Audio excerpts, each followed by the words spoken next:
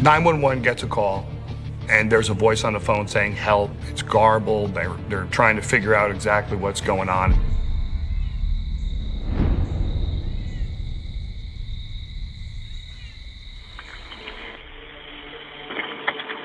I have an officer there, but you have to go to the door.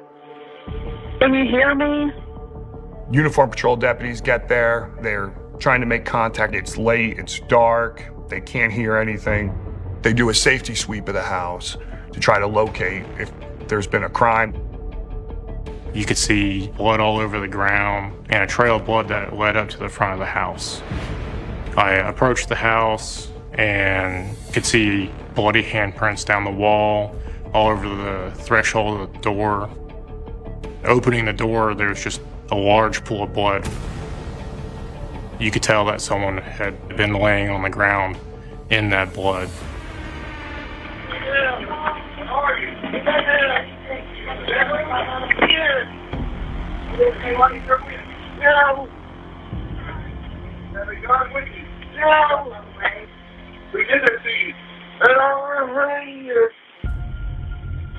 We located a female on her bed, covered in blood, and she had a gunshot wound to her face. They begin life-saving measures with her. When somebody's shot in the face, it's really time-sensitive to get them medical attention. Her potential for survival, we were not very confident. We didn't know if she was going to make it through the night or if she was going to be in a coma. We had no idea.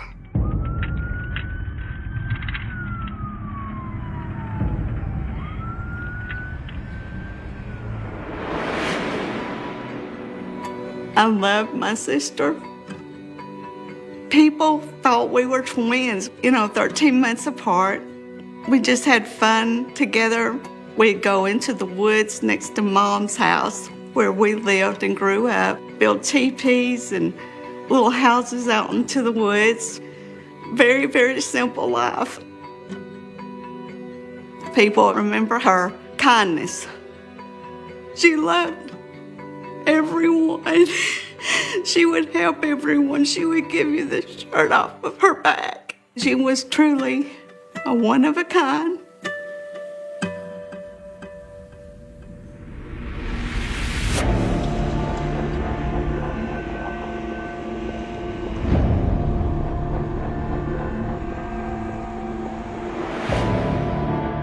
You have one shot at a crime scene to do it right.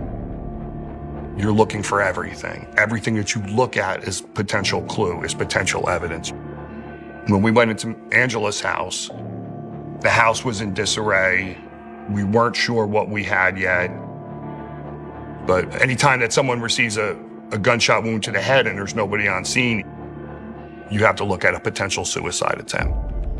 Inside the house, there was a small chair to the side, and immediately you could see the shininess of a cartridge casing. You could see a gunshot that went through the window directly behind the chair. The projectiles were there, but there was no weapons found on the property. We weren't sure still exactly what had happened. The only person that can tell us is the victim.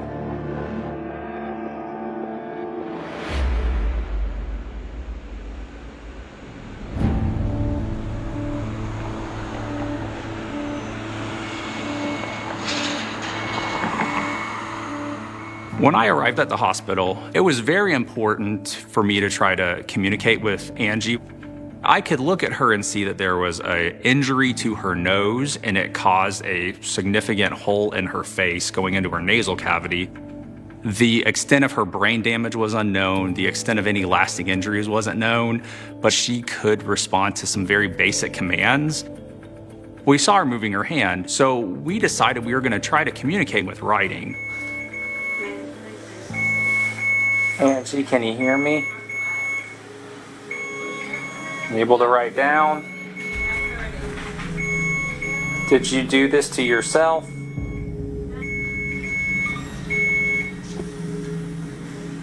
Who had the gun? Okay, this is very important. What is his name? Sue knew him? Okay. Is this the guy that worked for you out at Mom's house? In talking with Angie, she identified Sue as the person who would know the man that shot her. And I learned that Sue was an acquaintance of Angie and had gotten her in contact with a male that had come and done some work at her house. She was able to identify him as David Wolgemuth.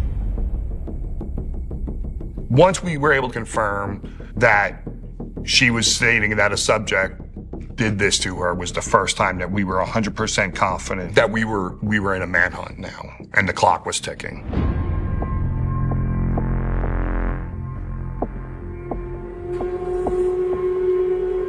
David worked 2 days in a row doing minor things around the house, and Angela was not impressed. So the third day that he arrived, Angela actually fired him. There's a motive right there. Basically, once we were able to identify David Wolgemuth, we run everything. His criminal history was pretty vast. The most telling thing for us was he had recently spent more than a year in jail on a essentially cruelty to an animals charge where he had tortured and burned a cat to death. During the course of that, he burnt down his family's home in Ackworth. So we know at that point we want to talk to him.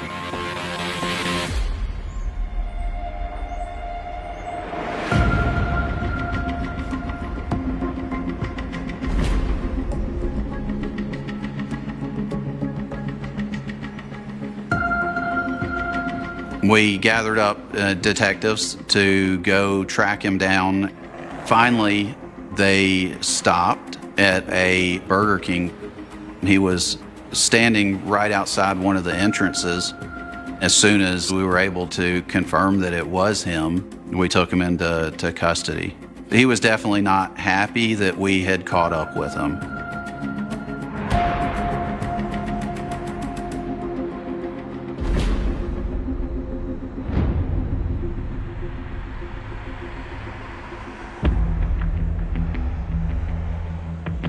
When somebody's in custody, you want to talk to them. First, we have to decide on the interview room. Everything in a serious criminal interrogation is contrived. From the layout to how long they're going to sit by themselves. I wanted him to be able to have a safety blanket because if he says lawyer, we're done. That's it. So we decided to leave the table in the middle of the room. And we were going to sit very traditionally on one side, and he was going to sit on the other.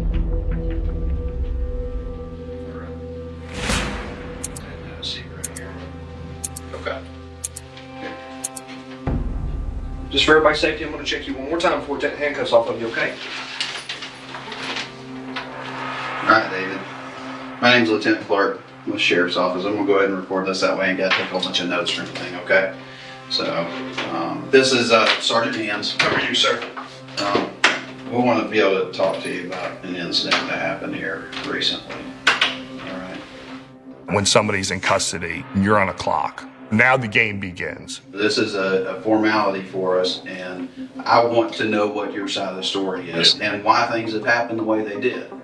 I would love to hear what you've got to say. We need to get him talking because we don't have anything. If he says lawyer, we're done. That's it. And a woman's life is at stake in addition to any justice that she's going to get.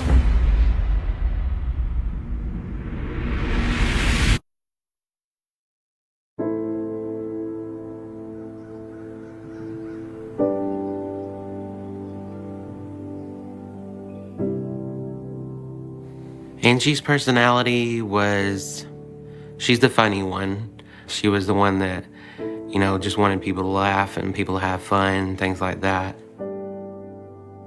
My sister had the nickname Catfish because she very seldom showed her teeth. When she smiled, she always had just a little long smile across her face. Angie was just a precious sister.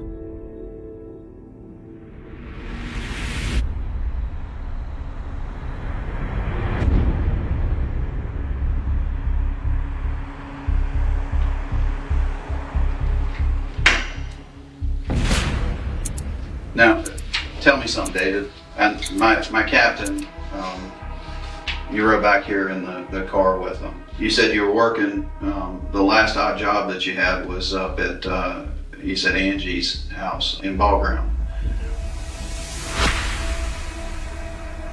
When was the last time that you worked up there? Probably something like that. Probably something like a week ago. I don't know. About a week ago? So Probably more than that. And so that's the last job that you had. What have you done in that past week?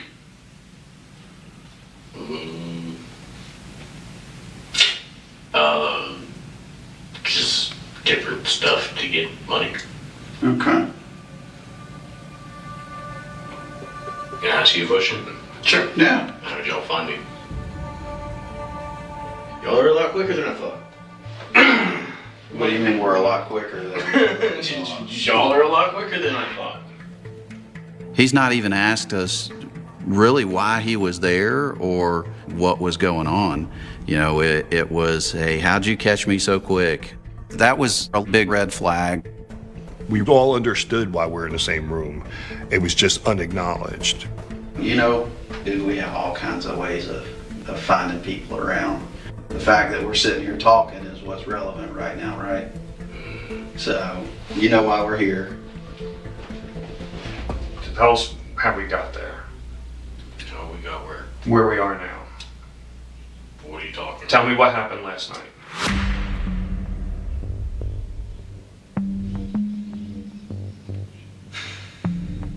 We started realizing the magnitude of what was happening to him. So now was the time to back down. I want him to not look at us as adversaries. I want to be his friend. And that's just rapport building 101. Here's what we're trying to do. We're trying to understand what all happened. I don't really know where to start. I just couldn't. Hey, David, look, why don't you start where you want to with it and just tell us the whole thing? What led you in the past day to us talking to you today?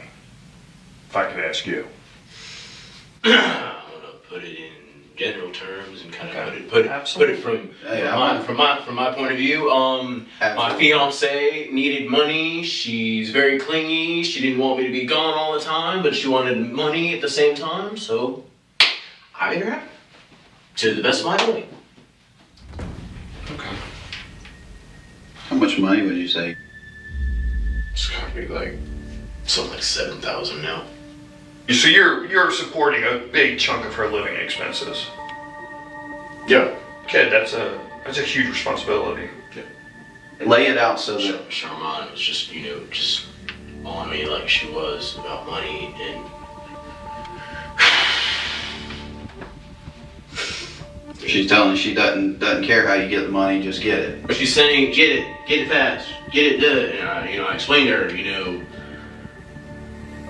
I don't want to do this. I don't want, have to do something illegal to, get money. But, you want me to do it in a way that's, impossible, and you're, threatening to, leave me. And here I am looking, 2 years of my life is going to go down the drain. You know what I mean? He's literally portraying himself as the victim in this scenario. It turns your stomach in that room. It starts eating at you in 360 degrees inside of you to reach out and empathize with this person. But that empathy is the only way to get his confession. Do I have to do this? Why? You just love me for who I am. We felt we were getting close. You could see him giving it up more and more. He hasn't said he's done anything. He's just very openly alluded to it. I want him to tell me what he did. I need him saying it.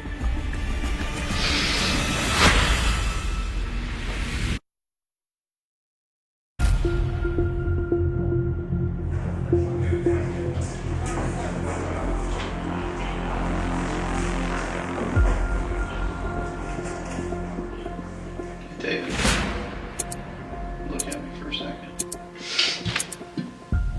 There's nothing we can do to change the past, right? Okay. We've all made bad decisions. Some are worse, some aren't so bad. That's what life is. So that's where we are now. I know it can't be easy for you. I don't think you did something necessarily, maliciously. So I know you're in pain over it when you tell us, but it's going to start feeling better. Just give me a minute. I know it's hard, man, and I know you're not okay with it. I can see that. You're good. Take your time. I went up there, and his parents, she was asleep or whatever. It was dark and everything. Of course, it was like 11:30, 11:18, something like that, somewhere in there. I was like, okay, so I just knocked on her door, and I was just like, oh, hey, ma'am, I'm really hungry. I know it's late. Can you try to give me something to eat? And she was like, what are you doing here? Because we had some kind of issue. I can't remember what exactly it was. It was just, like, a lot of people, she just decided out of nowhere she just didn't like me for whatever dumbass reason. No reason at all, really, but... Well, how long did you work for Angie? Like, 2 days. Okay. 3 days, something like that. Go ahead, I didn't mean to cut you off. So you're at the door.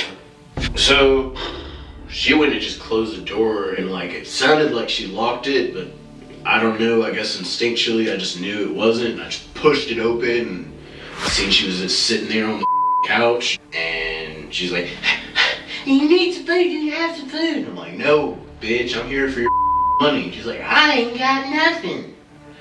So I just shot her in the face,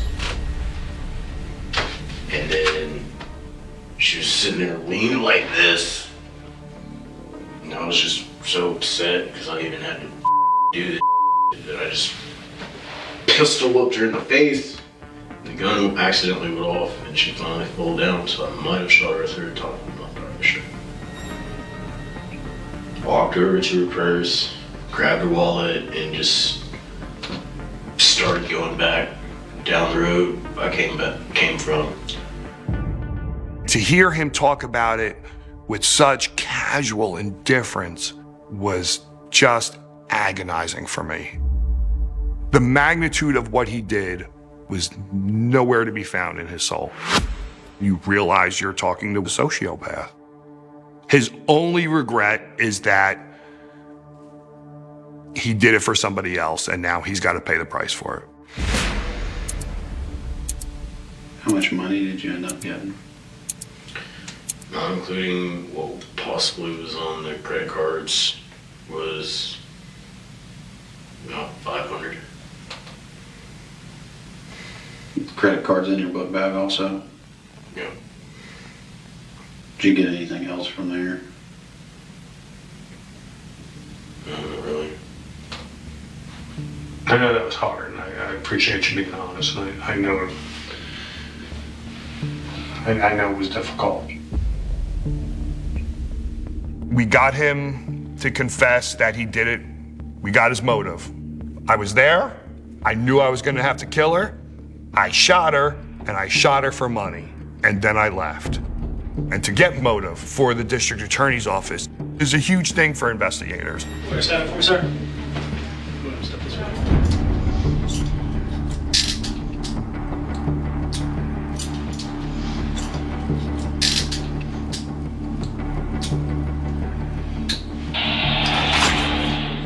We wanted to make sure we charge him with everything that he's done. And we want to make sure that he doesn't get away with shooting Angie in the face.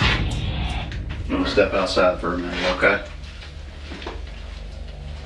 This was one of the very, very few instances that I've investigated where somebody was committing malice murder with every inch of their being. He went there to murder somebody.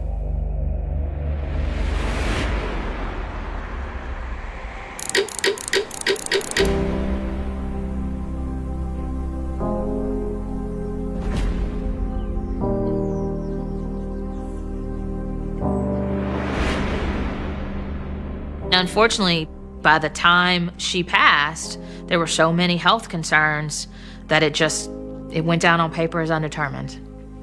I was absolutely prepared to draw an indictment for murder. But we have to be able to prove that his action caused the death. Knowing that we could get the sentence based on the crimes that we already charged, it wasn't worth the risk of going to a jury and then saying, maybe not murder.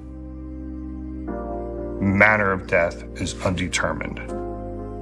When I read that, I was and am still astounded. It hurts. And it's unfair to her. It's unfair to her memory. And she's someone that doesn't have a voice anymore.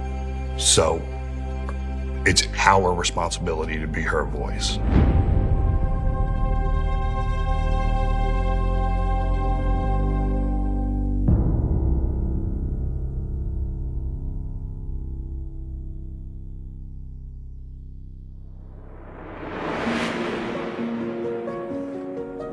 When she did finally come to my office and come to court, she was on a walker. She had an oxygen machine.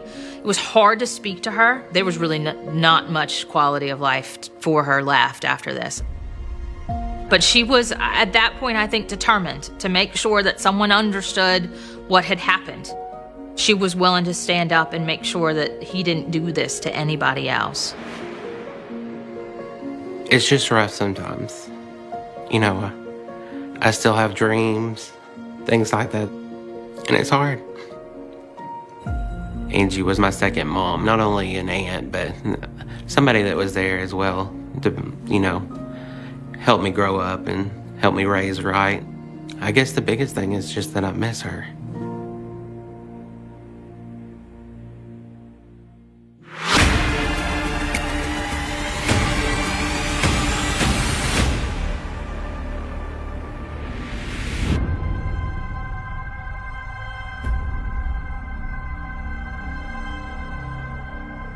What is the location of your emergency? We're at the Deluxe, and I don't know the address. Somebody shot. Someone shot. You said someone was just shot? Yes, like literally he's bleeding out right now. Okay, are you with the guy now? No, we were in our room. We heard gunshots. It's a motel. I mean, we're just neighbors. We're in another room. Give me 1 second, okay? Is there an ambulance on the way, right? 'Cause this guy's like... Yeah, we've got units en route, okay? Okay. I'm talking to the calling party. Just advised that someone was shot and he's bleeding out. There is somebody with the victim. There are at least 5 or 6 gunshots. 69304. Officers arrived on scene, and one of the first things they notice is a victim lying on the ground. He is bleeding. He is not conscious. Citizens were trying to render medical aid to him. He had multiple gunshot wounds to his chest, to his arm, primarily his upper body. Anybody see anything? We heard it, and then when we opened up the door, we seen the car speeding off. And then we heard them yelling. Did you see what kind of car it was? Red SUV.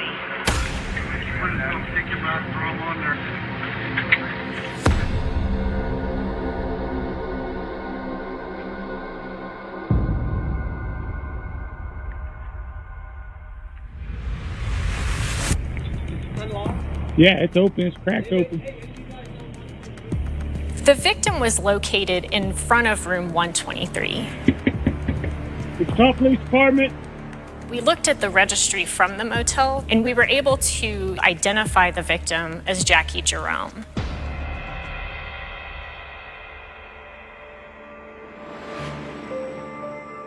My brother, he was a big-hearted person. He was an amazing brother, very caring. He was a certified nursing assistant. He loved taking care of people and helping everybody. He was a really, really good guy. He would have given anybody whatever they needed if he had it or had a means to get it to help. He would. The last thing I ever got from him, it was a GameCube game. I probably played it every day. Because we used to play games together. I just want my dad to be there.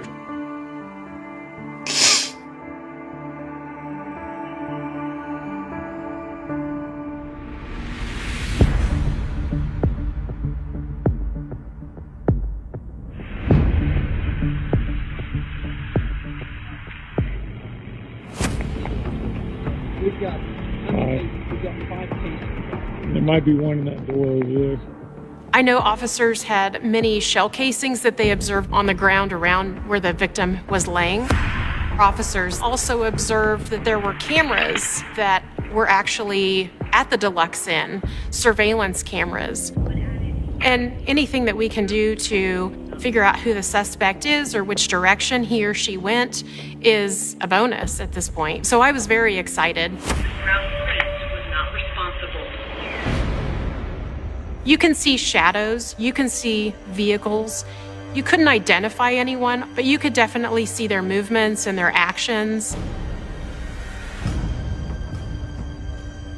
And it definitely showed that this was not just a random shooting. Our victim was targeted in this incident. So after viewing the video, it is a continuous hunt for this shooter until they are captured.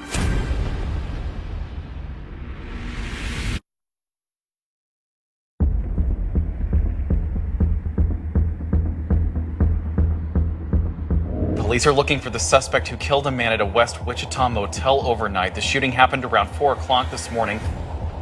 Hours after the call of shots fired, police were still at the Deluxe Inn on West Kellogg, still looking at every piece of evidence in every room they could find into a shooting overnight.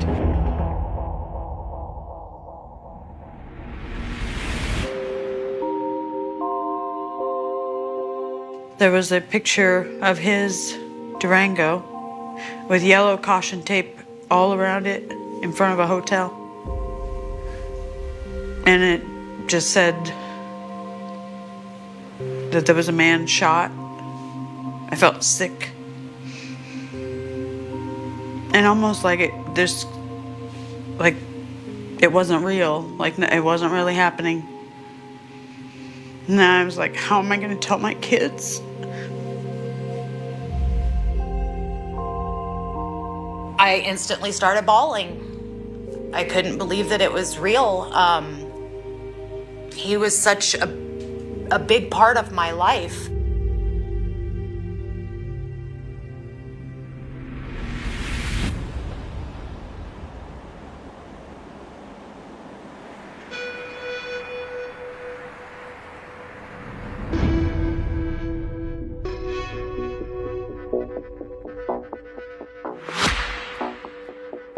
We did some research to find out who was actually staying in those rooms right by where his body was. We learned from a witness on scene that the person that had rented those 2 rooms was by the name of Christine Wolf. Christine was someone that we did not believe was an actual suspect. I just wanted to talk to her. So I called the number that we had in our record system.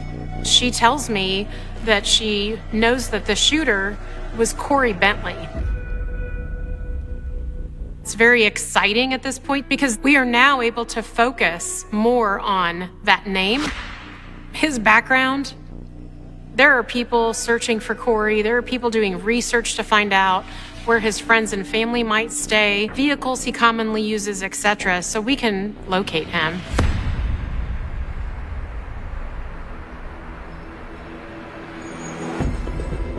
One of the officers had a confidential informant that provided information that somebody was trying to sell a stolen vehicle that matched the suspect vehicle in the homicide. Our Violent Crimes Task Force followed up on that information, and they actually ended up locating Corey at an apartment complex. Corey had a pickup for his arrest for first-degree murder. He had a pickup for the felon in possession of a firearm. We know that our firearm that was used in the homicide was not in custody yet, and they had received information that Corey said he's not going back to prison and that he potentially would engage in a shootout with officers. Cooper, you on the back? Watch out, watch out. Inside. 233. Hands up! Both hands, mother. Get out here now. Get on the ground. On the ground now. I don't need you talking. On the ground. Going slow.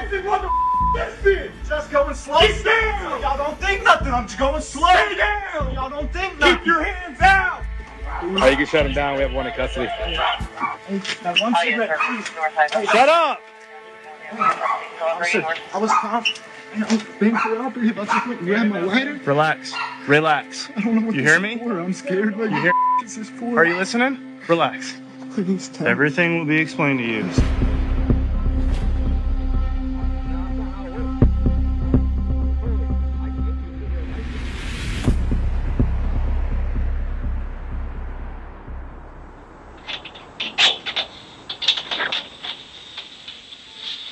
All right, you good? Drink your soda.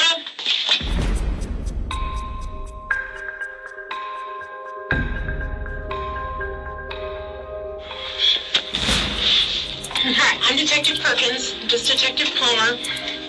We're detectives of the Wichita Police Department, okay? We had surveillance video, interviews from witnesses. But without Corey's actual confession, it's going to be a lot harder for court to get a conviction.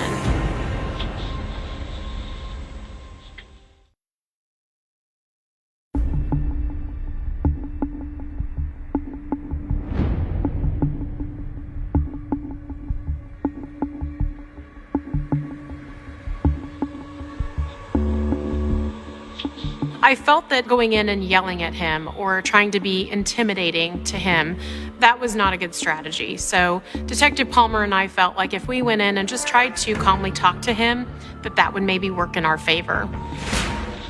Well, Corey, obviously, you know why you're here.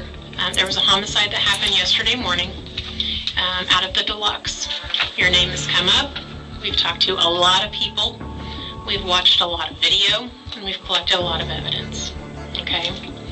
And I would like to know, your side of all this and exactly what happened out there. May I ask what is being said? Because I have no problem saying what the hell I know. But everybody's pointing at me, huh? Well, you are the one sitting here with the pickup. Yeah. To be 100% honest, I really don't recall all of it. I was getting high with that dude before. And he gave me bath salts. And I did not know it until I started freaking out. It's just a spiral from there. Well, tell me what happened yesterday at the hotel. He was outside yelling. You're gonna have to talk a little louder. I don't want you to have to keep repeating, okay? Like, I'm sitting there in this car, freaking out. Like, people walked up to the car and was saying stuff, and he was circling around the car, and then I didn't know what the hell was going on, except I was scared and this guy was causing my fear. I didn't know what to do. He's not actually crying, but his voice is kind of shaking. I think some of that is real and some of that is a little maybe of a staged type of thing. He has not taken any of this blame for himself. He's almost acting like he's the victim in this and he's the one that should be, coddled like a child. Who's this guy to you?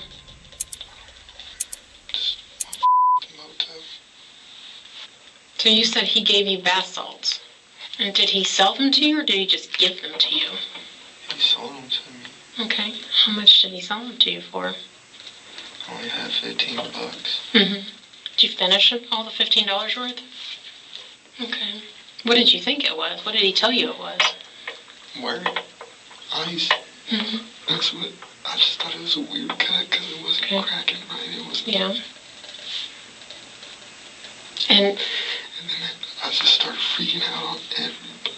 I started getting scared. I just remember the car being surrounded. This is the last thing I remember. Is the car, you said, what did you say, the car being surrounded? Okay. I'm just trying to hear, it's hard to understand you. I'm just making sure I understand what I'm hearing from you. It's hard to say because I know I'm going to jail. Okay. I just don't want I don't want to die in prison now. All because of meth habit. It wasn't the bath salts that killed Jackie. Somebody has to physically pull that trigger. I know what the right answer is. They are just not telling it to me. And sometimes you just have to take a chance during these interviews and push a little farther, a little harder. What was he saying to you when he's around your vehicle, or when he's around the vehicle? What do you remember him saying? I just remember pulling up and the people surrounding him. I just was so damn scared of that. And like the guy, he said something and instantly my eyes just locked onto him. And I was freaking the out. And I'm like, I just remember screaming for my mom. You were screaming for your mom? I screamed for my mom and then ran at her. In Corey's interview, he finally felt comfortable telling us tiny bits of the truth in very small pieces.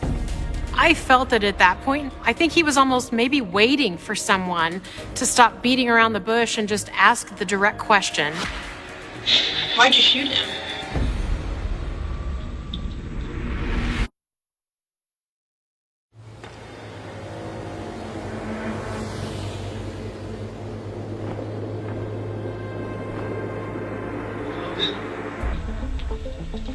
When somebody's describing an incident to me in great detail, but they're leaving out the detail about the actual incident, I know that they know that missing piece. They're just choosing not to tell us at that point. Corey, why'd you shoot him? How many times you recall pulling the trigger? I kept going and going and going until they was gone, and I kept going and going and going. Did you unload the gun? You unload the clip? It was pulled back. Okay. And I kept trying. Okay. And you remember that when you shot him, you kept shooting. Even after this locked up. Even after it locked back? Okay. So you're moving your finger like you're still pulling the trigger. And I kept going. Okay.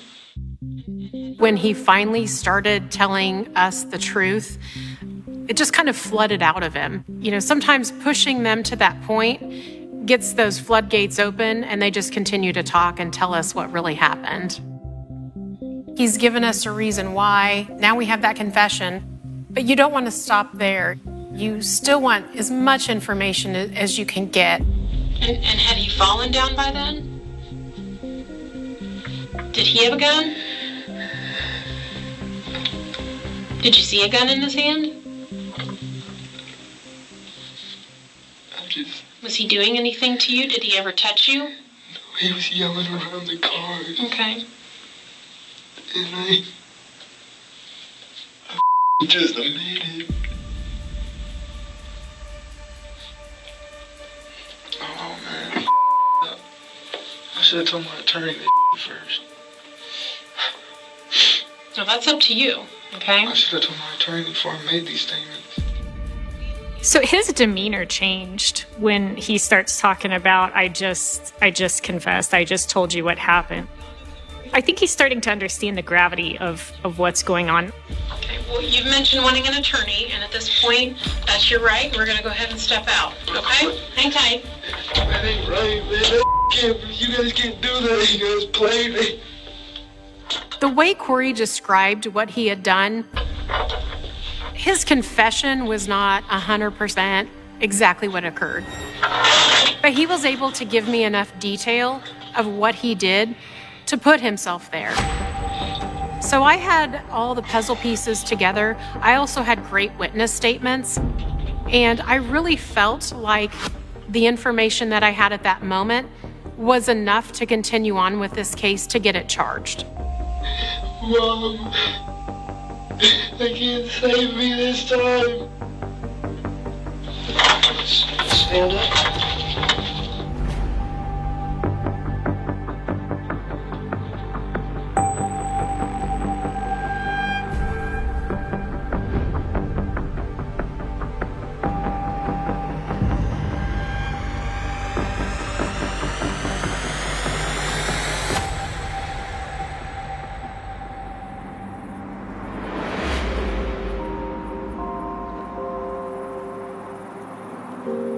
This was a successful ending, although, truly these cases have no good endings. We always try to go back and find any connection with our victim and our suspect, and there was no evidence at all during this investigation that Jackie sold anything, including bath salts, to Corey Bentley. He was in the wrong place at the wrong time, and I find that terribly sad for him and his family.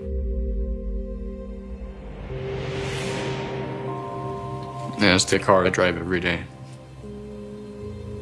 It's just something I never want to leave because it's the last thing I have from him. It's the last thing he loved. Everyone said that it was his baby. It's nothing special, but it was his. So as long as I have that vehicle, I feel like he's still here. Jack's memory lives on. He gets to sit where his father once sat and drive that vehicle proudly, just like his father would have wanted him to. And I know he's going to go on being who his father was. He is definitely a spitting image.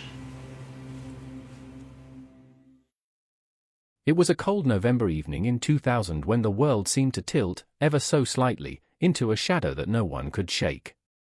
The streets of a quiet New York neighborhood were slick with rain, the kind that turned asphalt into black glass, reflecting the amber glow of streetlights.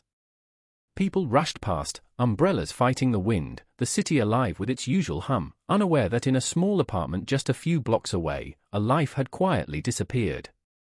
Emily Harper, 23, last seen leaving her job at a downtown law firm, had vanished without a trace. Her coat hung on the rack, her bag untouched on the floor, a half-drunk cup of coffee cooling on the counter. Nothing was stolen. Nothing was disturbed. It was as if the apartment had swallowed her whole, leaving only an echo of her presence behind. Neighbors reported the usual, the faint aroma of baking bread from her mother's visits, the sound of her laughter drifting down the stairwell, a dog barking in the distance, a siren wailing far off. But that evening, silence replaced it all. The next morning, when her roommate returned, panic set in. Calls went unanswered. Texts ignored. The mailbox remained unopened. It was unlike Emily. She was punctual, responsible, cautious. And now, she was gone. Authorities were notified, the police arrived, and the first faint threads of investigation began. Detectives scoured the apartment, cataloguing every detail. Nothing seemed out of place. Her laptop was on. Files were open. Notes jotted in a neat, precise hand lay scattered on the desk. But there were no signs of a struggle, no fingerprints other than hers and the usual household visitors. The case quickly became a labyrinth of questions with no answers. The community reeled. Posters went up, "Have you seen Emily Harper?" Her face smiling from glossy paper, eyes wide, frozen in time. Days bled into weeks. Weeks became months. The city that never sleeps seemed to forget, but those who knew her remembered the fear, the disbelief, the growing realization that the world could swallow someone whole, and no one would know why. Detectives interviewed friends, co-workers, acquaintances. Everyone remembered Emily fondly. Everyone had alibis. Yet, a creeping suspicion that someone, somewhere, knew more than they admitted began to take root.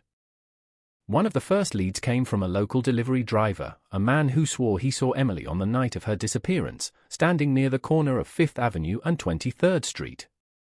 He remembered it vividly. She appeared to be waiting, her posture tense, as if anticipating someone. She glanced around, constantly, her gaze darting over the empty streets. Then she vanished. The driver's testimony, though compelling, was frustratingly vague. There were no surveillance cameras with usable footage. The street was deserted. Witnesses were scarce. It was a vanishing act that seemed impossible yet had happened. Inside the apartment, detectives found an unusual detail, a folded piece of paper hidden in a drawer beneath the kitchen sink. On it was scrawled a cryptic note, "Trust no one. The shadow waits." No signature. No context. Just for words that would haunt the investigation for years. Some theorized it was a warning, a premonition, a journalistic fantasy of a scared young woman. Others suspected it pointed to something darker, someone watching, someone orchestrating events beyond the view of the casual observer. The note was taken as evidence, but it led to more questions than answers. Family and friends mounted their own search, plastering the city with flyers, speaking to the media, desperate to generate leads. But New York is a city of millions, a place where countless stories are told and countless disappearances go unnoticed. Emily's case became another shadow in a forest of shadows. The police maintained a cold case file, revisiting leads sporadically, checking databases for similar disappearances, combing through missing persons reports from neighboring states. Nothing matched. No patterns emerged.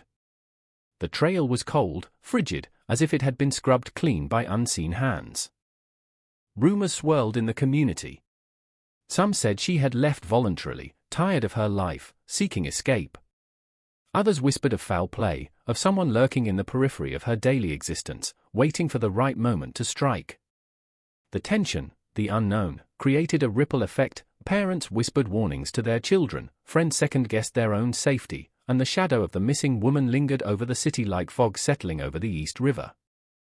In the months that followed, detectives chased leads that dissolved into dead ends. One tip led to a man with a record for stalking, but he had an alibi. Another led to a motel where a woman fitting Emily's description had been seen, but it was a mistaken identity. Every lead that seemed promising crumbled, leaving behind only frustration, fear, and a mounting sense of helplessness. The investigation expanded, new detectives rotated through the case, each bringing fresh eyes but yielding the same chilling result, nothing concrete. The case file grew fat with notes, photos, witness statements, and still, Emily Harper was absent. The family clung to hope. Her mother, Helen, maintained a vigil in the apartment, sitting in the same chair where Emily had last rested, staring at the empty spaces where her daughter's presence had once filled every corner. Friends left notes on the kitchen counter, candles flickered by the window at night, and sometimes, late at night, the faintest whisper of laughter could be imagined drifting down the hall. But no one could deny the gnawing truth. Time was passing, and Emily remained lost. By 2001, the case had reached the attention of local news outlets. Headlines screamed urgency, described the disappearance as mysterious, baffling, chilling. The story captured fleeting national interest, the kind that flares up, then dies, leaving behind only echoes and occasional mentions in lists of unsolved disappearances. Yet the neighborhood itself did not forget. Residents spoke of strange figures lingering in doorways, the occasional car idling too long near her building, of the wind-carrying voices that seemed to call her name.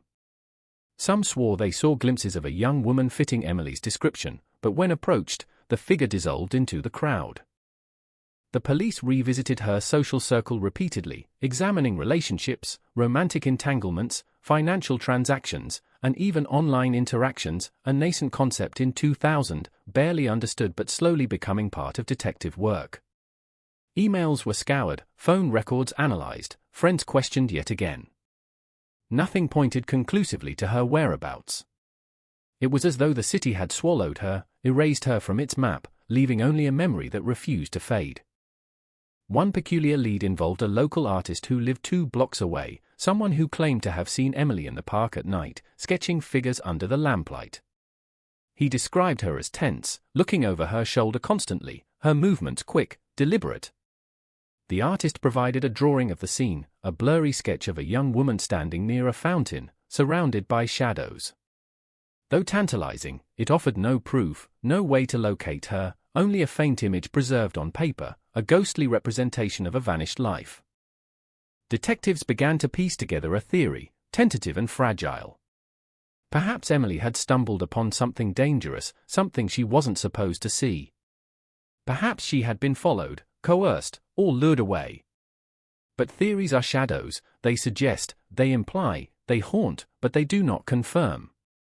And with each dead end, each faded memory, the theory weakened, leaving only the empty city streets, the empty apartment, the empty chair by the window where the sun once lit her smile. By the end of 2002, the investigation had slowed to a crawl. Files were archived, occasional tips trickled in and were recorded, but the case had become a symbol of frustration, a lingering question mark over the lives of those who remembered her, a silent scream that echoed in empty hallways. Friends moved away, life continued, but the missing girl remained a phantom in every conversation about that neighborhood, every recounting of New York's unsolved mysteries.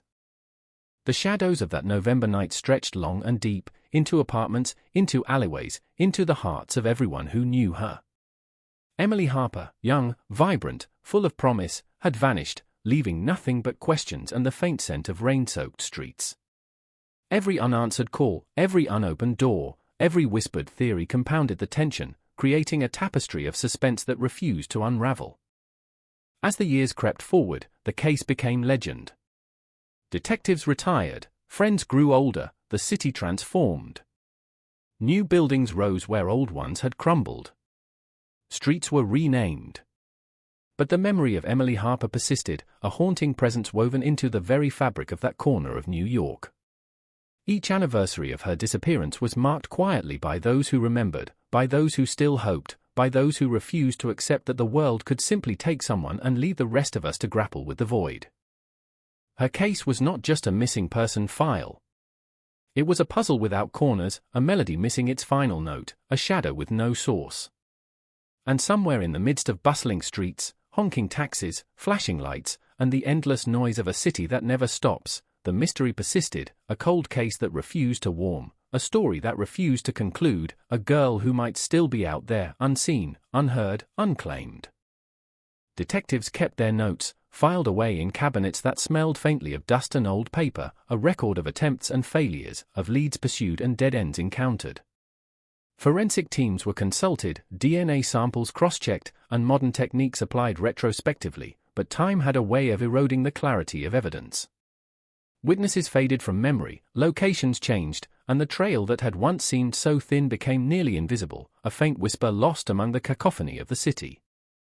The tension in the case was almost cinematic. Every corner of the investigation was a frame in a noir thriller, a shadowy figure glimpsed in a doorway, a mysterious note tucked beneath a chair, a fleeting image captured in a grainy surveillance tape that provided no answers, only questions. The city itself became a character in the story, indifferent, sprawling, secretive, swallowing its own mysteries without concern for resolution or justice. Every detail was examined with painstaking care, the angle of the blinds in her apartment, the precise timing of phone calls that night, the peculiar alignment of streetlights along the avenue she was last seen. Patterns were theorized, mapped, cross-referenced, yet the outcome remained unchanged. Emily Harper had disappeared, and no one could say why. Rumors of sightings persisted, almost ritualistically, each claim dissected, investigated, dismissed, or tantalizingly plausible. A cab driver in Brooklyn swore he picked up a woman matching Emily's description. A barista in Queens said she served someone who resembled her. A tourist in Manhattan recalled seeing a young woman wandering near Central Park. All led nowhere, each adding a layer of tension and frustration, each keeping alive the mystery and the obsession with closure that never arrived. And so, the city moved on, indifferent yet haunted, bustling yet silent in the corners where her absence was most felt. Her mother, friends, detectives, neighbors, they all carried pieces of her memory, fragments of what once was, each reminder both comforting and excruciating. The case became a touchstone, a grim reminder that in a city of millions, one life can vanish, leaving no trace, no explanation, only the hollow ache of what might have been. Years passed. The early 2000s gave way to the late 2000s. New technologies emerged. DNA databases expanded. Cold case units became more sophisticated. Investigators revisited old files, cross-checking leads with databases that hadn't existed when Emily first disappeared. A glimmer of hope appeared now and then, a new tip, a re-examined photograph, a trace of evidence that might have been overlooked, but every lead ultimately reinforced the same chilling reality: Emily Harper's fate remained unknown, and the void of mystery grew heavier with each passing year. The city that had witnessed her disappearance continued, oblivious to the silent anguish lingering in one apartment, in one neighborhood, in one family.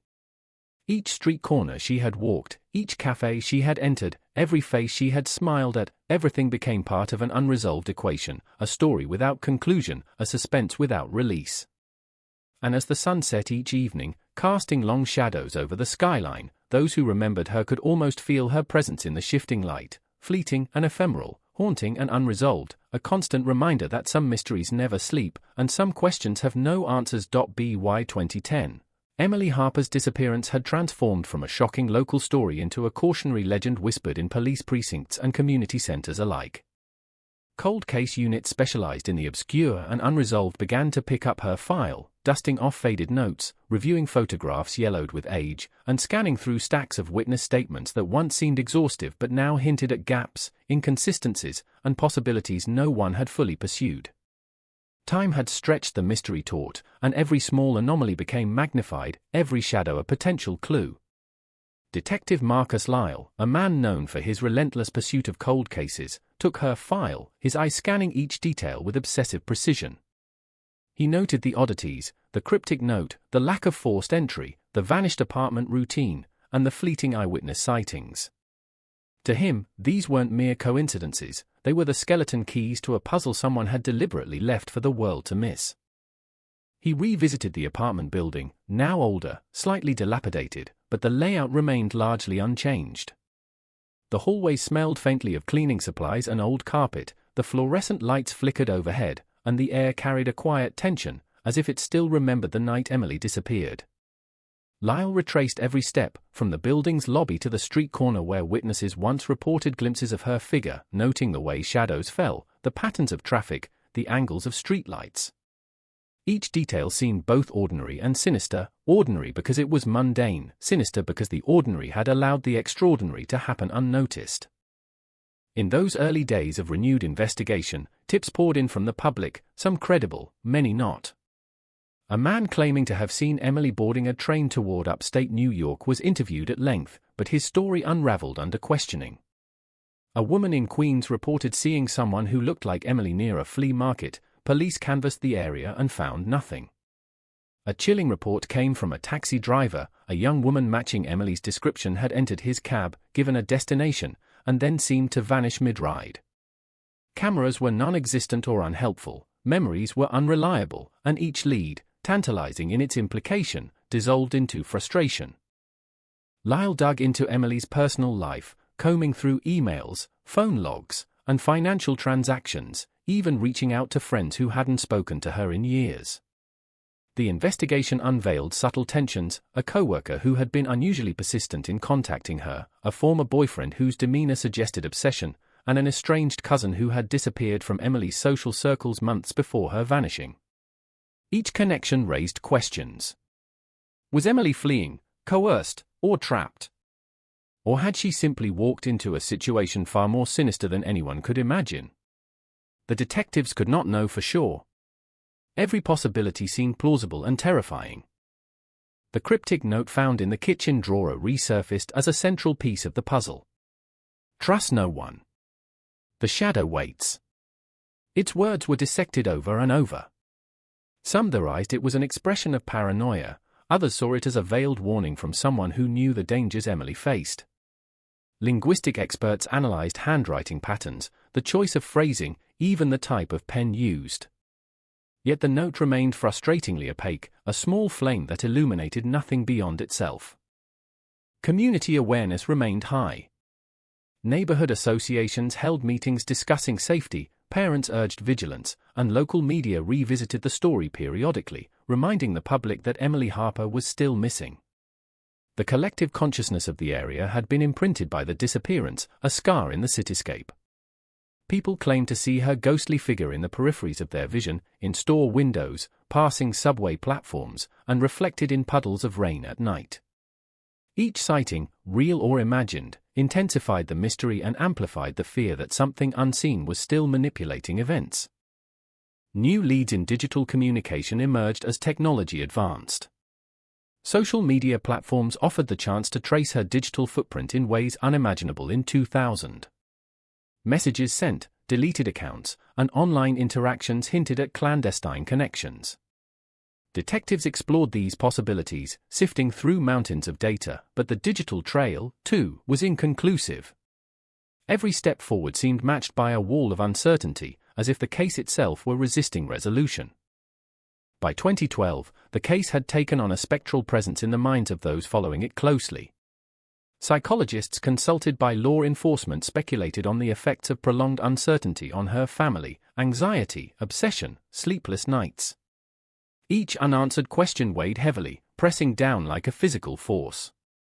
Investigators reported feeling the same tension, a subtle dread that accompanied the more obscure leads, as if the case were alive, subtly manipulating their perceptions, hiding its truth in plain sight.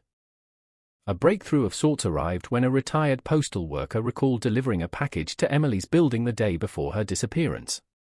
He described a man he had seen lingering near the lobby, someone who seemed to study the building's residents with careful attention. The description matched no one in police databases, and no previous tips had identified him. Detectives theorized he could have been a stalker, someone Emily noticed, someone she might have written about in her journals. Yet there was no trace, no photograph, and no way to confirm the identity. It was a ghost lead, a shadow among shadows, echoing the very words of the note she had left behind. The investigation also revisited her apartment's immediate environment, the staircase, the hallway, the streets outside. Detectives mapped patterns of foot traffic, considered the positioning of nearby trash cans, mailboxes, and alleyways. Each mundane detail became a potential piece of evidence, a clue hidden in plain sight, a potential explanation for how someone could vanish without leaving a footprint. And yet, nothing conclusive emerged. The city, vast and indifferent, had swallowed her completely. Psychic investigators and private detectives occasionally offered insights, though often met with skepticism. Some claimed to feel her presence lingering, describing sensations of cold air, a faint scent of perfume, a whisper of her name carried in the wind. Others posited that she had been abducted by someone known, someone who had planned the disappearance meticulously. Each hypothesis, grounded in speculation, kept the story alive, fueling the obsession of those who refused to let go. By 2015, the cold case unit began incorporating forensic advances unavailable at the time of her disappearance. Touch DNA analysis, digital fingerprint recovery, and expanded databases of missing persons and known offenders were leveraged. The apartment was re-examined for trace evidence, her belongings meticulously tested for hairs, fibers, and fingerprints. Even the note received renewed scrutiny, subjected to chemical and handwriting analysis that might reveal latent details missed years earlier. Yet, while the techniques were cutting edge, the results remained frustratingly sparse, confirming only that Emily Harper had once existed in that apartment but offering no hint of where she might have gone. Community awareness remained alive, fueled by anniversaries of her disappearance. Local schools discussed safety precautions, community watch programs highlighted her story as a cautionary tale, and journalists occasionally revisited the case with updated articles and human interest pieces. Emily's mother maintained a quiet presence in the city, holding on to hope, speaking to reporters, and continuing to distribute posters. Each action served as a reminder to the public that the story was not over, that the girl with the bright smile had not been forgotten. Strange coincidences arose during this period. A local convenience store clerk recalled seeing a woman matching Emily's description purchasing coffee in the early hours of a February morning, her eyes darting nervously. A taxi driver reported taking a passenger who gave a false name but resembled her. Each of these reports was investigated, followed, and ultimately discounted for lack of evidence. But the repetition of sightings added to the atmosphere of suspense and dread, as if Emily Harper's presence continued to ripple through the city like a phantom wave. Investigators began to speculate on the psychological profile of whoever might have taken her. They considered patterns of known abductions, the meticulous planning necessary for someone to vanish without a trace, and the chilling possibility that she had encountered someone operating outside conventional criminal behavior. Each theory was carefully documented, cross-referenced with known cases, yet none provided a concrete path forward. The city was vast, the possibilities countless, and every potential clue remained elusive. Even as the years dragged on, the case maintained its magnetic pull. Aspiring journalists, true crime podcasters, and documentary filmmakers reached out, seeking access to files, photographs, and interviews. Some approached with reverence, others with the hope of uncovering the scandal or conspiracy they imagined lay behind her disappearance. The story became cultural folklore in a city that thrives on its own legends, a ghost narrative intertwined with the reality of her absence, a haunting question mark hovering over decades. And so, Emily Harper remained a presence without form, a figure remembered, feared, and mourned simultaneously. Each dead-end lead, each whispered rumor, each sighting that couldn't be confirmed only added layers to the mystery. The missing girl became a symbol of the city's dark undercurrents, a chilling reminder that in the heart of New York, the ordinary could be stripped away, leaving nothing but questions, shadows, and the gnawing awareness that sometimes a life could vanish and the world would simply go on. By 2016, the Emily Harper case had achieved a strange immortality in New York's collective memory. Cold case detectives, haunted by the file, treated it like a living entity, a puzzle that refused to reveal its edges. Detective Marcus Lyle returned again and again to the apartment building, now showing signs of wear, paint peeling on doors, flickering hallway lights, and the persistent hum of air conditioners that masked the whispers of what once happened there. He walked the floors slowly, imagining her footsteps echoing on the linoleum, the soft scrape of a chair moved too quickly, the brief rustle of a curtain she might have brushed past. Every detail was a ghost, a trace of a life that had suddenly stopped mid-motion, leaving only echoes to guide those who sought answers. Digital forensics had improved, and the police brought in cybercrime experts to comb through old email accounts, early social media footprints, and phone records from 2000, an era of flip phones and clunky landlines. It was painstaking work, retrieving deleted messages, piecing together fragmented logs, analyzing metadata for patterns. One thing became clear: Emily Harper had been cautious, deliberate, aware of her surroundings, but despite her vigilance, someone had intercepted her path, someone who understood her movements, her routines, her moments of vulnerability. It was methodical, almost clinical. Someone had waited patiently for the perfect moment, and the perfect moment arrived unseen by anyone except Emily herself. Witnesses who had come forward years earlier were re-interviewed. Their memories, dulled by time, offered fragments, fleeting impressions, and subtle contradictions. A neighbor remembered the sound of a door closing unusually softly, almost stealthily, late at night. Another recalled a figure in a dark coat loitering near the street corner, someone who seemed to watch the building, studying the comings and goings of residents. Each recollection was a faint flicker in the darkness, enough to suggest presence, enough to ignite the imagination, but never enough to confirm anything tangible. The cryptic note, "Trust no one." The shadow waits, resurfaced again in discussions among the investigative team. Forensic linguists analyzed the phrasing, searching for the author's intent, for clues hidden in the syntax, the choice of words, the spacing on the page. Some speculated that the note was a warning of imminent danger, perhaps written by Emily herself. Others feared it was a message from the person who orchestrated her disappearance, a chilling signature left to torment the world. The truth remained elusive, a smudge of ink on paper that refused to clarify, a message whose meaning was trapped in ambiguity and fear. In 2017, a former co-worker came forward with a small, overlooked detail. Emily had received a series of anonymous phone calls in the weeks before she disappeared, each call brief, with no voice, only a static-filled connection that seemed to linger longer than it should. The co-worker described how Emily had become anxious, checking the line repeatedly, and avoiding her usual routine for a few days. This revelation sent detectives down a new path, examining old phone records for anomalies, tracing exchanges across networks, but the technology of 2000 was limited.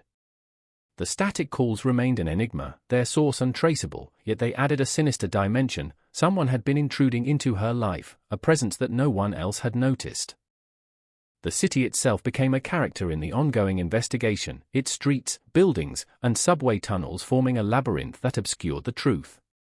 Lyle and his team spent hours walking the route she might have taken, analyzing shadows, lines of sight, and escape routes.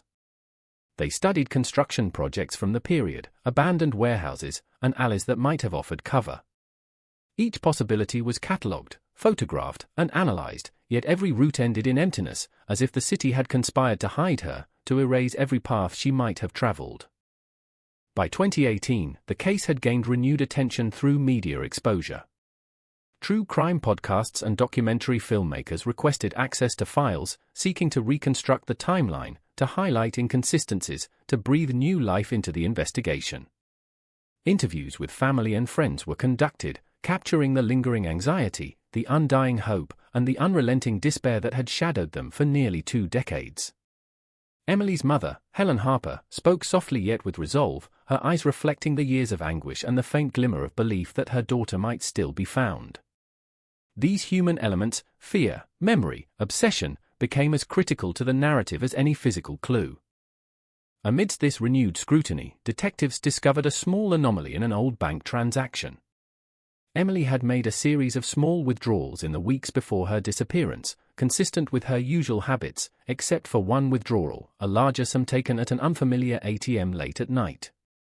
Surveillance footage from the period was grainy but showed a figure who appeared to be Emily, moving nervously, glancing over her shoulder. The footage offered tantalizing detail, a glimpse of her silhouette, the outline of a coat, the angle of her hair. But it raised more questions than answers. Where was she going? Who might she have encountered? And why now, after years, did the transaction suddenly surface as significant? In the same year, a retired security guard came forward with a chilling account. He had once patrolled a building several blocks from Emily's apartment and recalled seeing a woman matching her description exit the building with a man he did not recognize. He described the man as tall, wearing dark clothing, his features obscured by shadows. The guard had dismissed it at the time, attributing it to mistaken identity, but now, in retrospect, it resonated with the patterns observed in other sightings and leads. The encounter suggested someone had been surveilling her movements, someone patient and deliberate, orchestrating circumstances that ensured she would vanish without a trace. Detectives began mapping all reported sightings, conversations, and anomalous events, creating a timeline that spanned weeks, months, and years. Each node on the map represented a possible connection, a potential breakthrough, a shadowed figure in the vast cityscape. The patterns suggested methodical planning and intelligence operating outside the bounds of conventional criminal behavior. Emily's disappearance had not been random, it was calculated, precise, and horrifyingly effective. By 2019, advanced forensic analysis was applied to items recovered from her apartment. Fibers, dust, and environmental residues were examined with microscopes capable of detecting minute traces invisible in 2000. DNA swabs were reprocessed with more sensitive technology, cross-referenced against expanded databases of known offenders. A faint trace of an unknown individual's DNA emerged on a piece of fabric near her desk, enough to suggest proximity but insufficient to identify a person. This single fragment reignited the investigation, a cold glimmer in the darkness, the promise of closure tempered by the reality of continued uncertainty. The investigation also considered Emily's mental and emotional state. Friends and family described her as cautious yet open, meticulous yet adventurous, someone who could navigate the city confidently but might have felt vulnerable in the subtle undercurrents of her world. Psychologists were consulted to reconstruct her potential decisions in the hours before her disappearance, which route she might have taken, how she might have responded to a threat, and the psychological impact of the anonymous calls, the unknown observer, the growing sense of unease. Each factor painted a portrait of a young woman acutely aware yet ultimately overwhelmed by forces beyond her comprehension. Amid these investigations, the public fascination grew.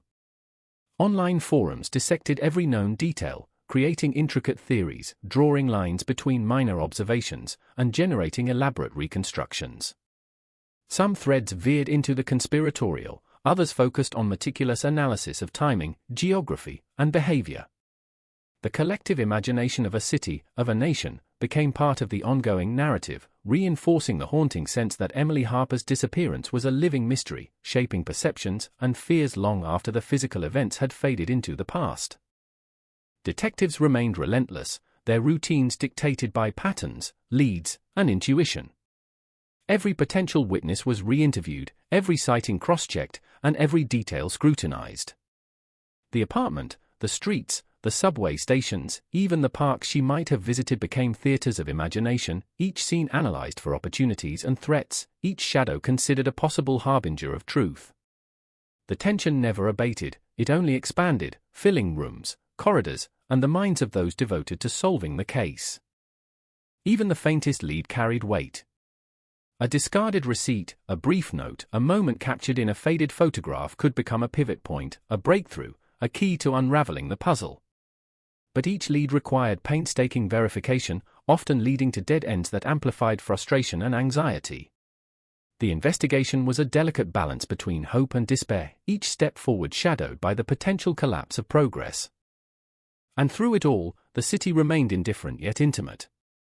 Its buildings, streets, and alleys held stories beyond comprehension, and within its vast architecture of movement and anonymity, Emily Harper had vanished.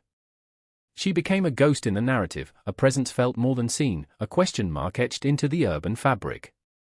The tension, the mystery, the unrelenting sense of absence became a constant pulse in the investigation, a reminder that some disappearances are engineered to defy resolution, that some shadows are cast to remain unbroken, and that sometimes, a single life can vanish, leaving behind a legacy of questions, fear, and fascination that spans decades.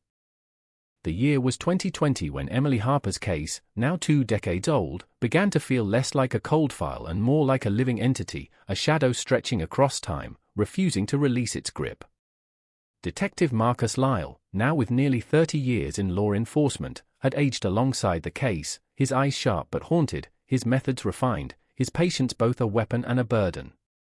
He revisited every angle, every overlooked lead, determined to find a thread that had previously escaped notice.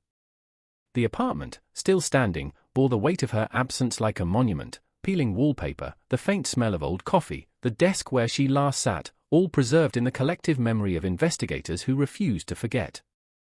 Every step within those walls was a step into a frozen moment, a moment that had decided her fate and left the rest of the world grasping at air. One particularly cold morning, a forensic archivist uncovered a set of receipts that had been filed incorrectly for years. They traced a series of late-night purchases from convenience stores across Manhattan in the week leading up to her disappearance.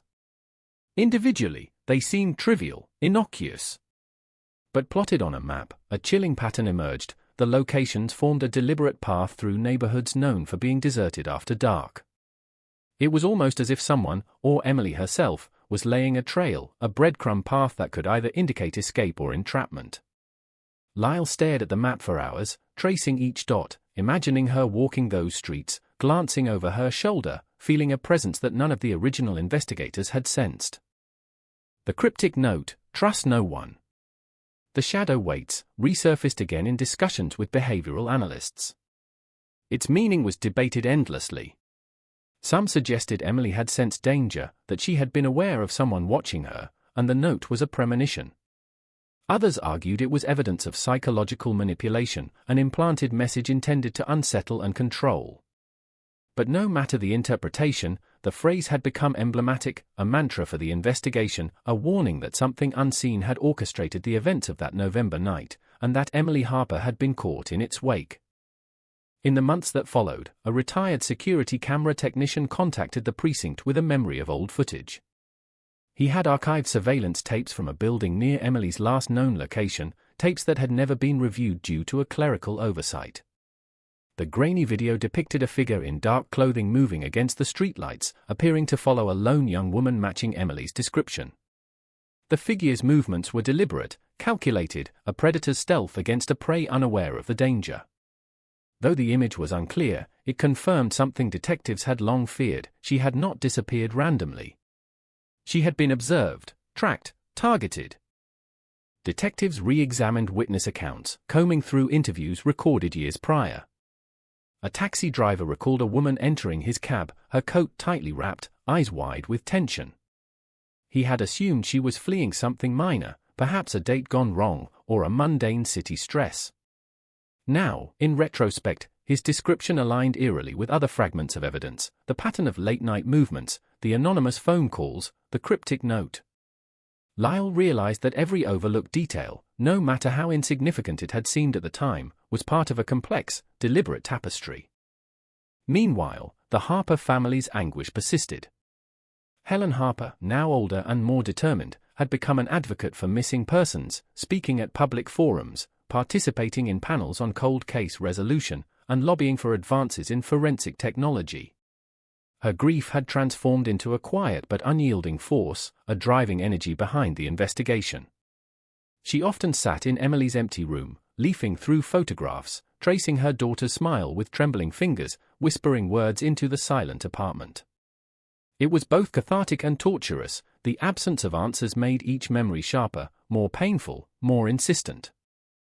A particularly compelling lead emerged when a local historian provided access to archival blueprints of the neighborhood. They noted abandoned passages, service corridors, and hidden stairwells that could have served as escape routes or traps. Lyle and his team walked these corridors, mapping potential paths, imagining scenarios: a chase under dim lights, a silent struggle, a vanished figure into a shadowed doorway. Each possibility reinforced the chilling truth that Emily Harper's disappearance had been engineered with intimate knowledge of her routines and surroundings. Public interest surged again in 2021, fueled by the proliferation of true crime podcasts and online forums. Amateur sleuths dissected every photo, every report, every snippet of evidence, proposing theories both ingenious and implausible. Some claimed she had been abducted by someone in her social circle, someone meticulous and patient. Others speculated she had stumbled upon criminal activity, and the perpetrator had eliminated her to protect secrets long buried. Every theory, no matter how unlikely, fed the sense of unease surrounding the case, reinforcing the notion that her disappearance was a carefully orchestrated event, impossible to resolve without a key that had yet to surface. Detectives also explored potential digital traces, analyzing records from early internet chat rooms, forums, and email exchanges. They sought patterns, behavioral anomalies, any interaction that might indicate Emily had been targeted by someone online or coerced into meeting a dangerous individual. The era's technology was crude, but in combination with witness testimony, geographic mapping, and forensic advancements, a new framework emerged, a lattice of possibilities, connecting her last known movements with potential threats. Each node suggested surveillance, calculation, and an unseen hand guiding the sequence of events. A breakthrough moment occurred when a retired postal carrier recalled seeing a man repeatedly near Emily's building in the weeks leading up to her disappearance. His behavior was subtle, almost casual, yet persistent, leaning against walls, checking addresses, glancing down streets. At the time, the carrier dismissed it, attributing the behavior to harmless curiosity. Now, in retrospect, his observations fit the emerging profile of someone studying Emily's routines, preparing, calculating. The thought was chilling. The city, teeming with millions, had concealed a predator in plain sight, a presence invisible because no one expected such meticulous planning. The forensic team revisited Emily's personal belongings, searching for latent traces overlooked in 2000. Fabrics, papers, and even the air in her room were analyzed for microscopic residues, fibers, hair fragments, environmental particulates. An anomaly appeared, tiny residues inconsistent with her known environment, suggesting the presence of an unknown individual in her apartment. The discovery was tantalizing and terrifying. Someone had been inside, leaving no fingerprints, no disturbance, yet leaving microscopic evidence of intrusion. This small trace became a focal point, a single spark in the darkness promising insight yet demanding patience and precision. As the investigation deepened, psychological profiling gained prominence. Analysts examine patterns consistent with calculated abductions, stalking, surveillance, isolation tactics, and manipulation.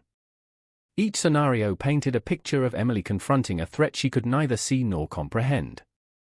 The evidence, sparse but suggestive, hinted at a predator who anticipated her every move, someone who had crafted the disappearance with care, and who might have remained active, invisible, and patient throughout the ensuing decades. Meanwhile, the community remained haunted.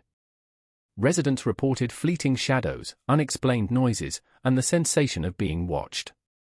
The neighborhood had become a theater of memory, a repository for collective unease. Children whispered about the missing girl, adults debated what might have happened, and those who had witnessed fragments of that night carried stories that were never fully understood, their recollections colored by fear, imagination, and the inexorable passage of time. In 2022, the renewed investigation began integrating AI-based analysis. Pattern recognition software examined traffic flows, pedestrian movement, and behavioral anomalies in ways unavailable decades earlier. It highlighted connections between disparate sightings, phone records, and financial transactions, suggesting sequences that might have been orchestrated. While no definitive conclusion emerged, the technology offered a new lens, reframing the case and revealing potential timelines that had previously been invisible, underscoring the meticulous planning that had enabled Emily Harper's disappearance to remain unresolved for so long. Through all of this, Detective Lyle remained obsessed, his life intertwined with the case. Each day brought fresh analysis, revisited interviews, and painstaking review of old evidence. The investigation had become more than a professional duty, it was a compulsion, a relentless drive to confront the void left by a vanished life. The city moved around him, bustling, indifferent, yet he walked its streets with the sense that somewhere, in plain sight or hidden corners, lay the key to unraveling the decades-long mystery. Every anniversary of her disappearance brought renewed attention, with media outlets recounting the story, reminding the public that Emily Harper had not been forgotten. Friends, family, and investigators alike held vigil in her memory, lighting candles, leaving flowers, speaking her name into the void.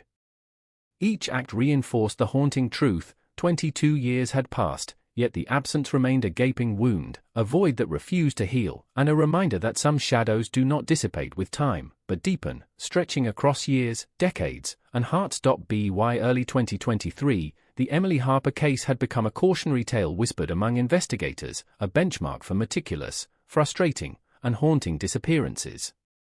Detective Marcus Lyle returned yet again to the building where she had vanished, now worn further by time, the walls yellowed, the hallways echoing in ways that seemed almost alive. The scent of old carpet, faint and dusty, lingered in the air, mingling with the faint hint of dampness from the basement below.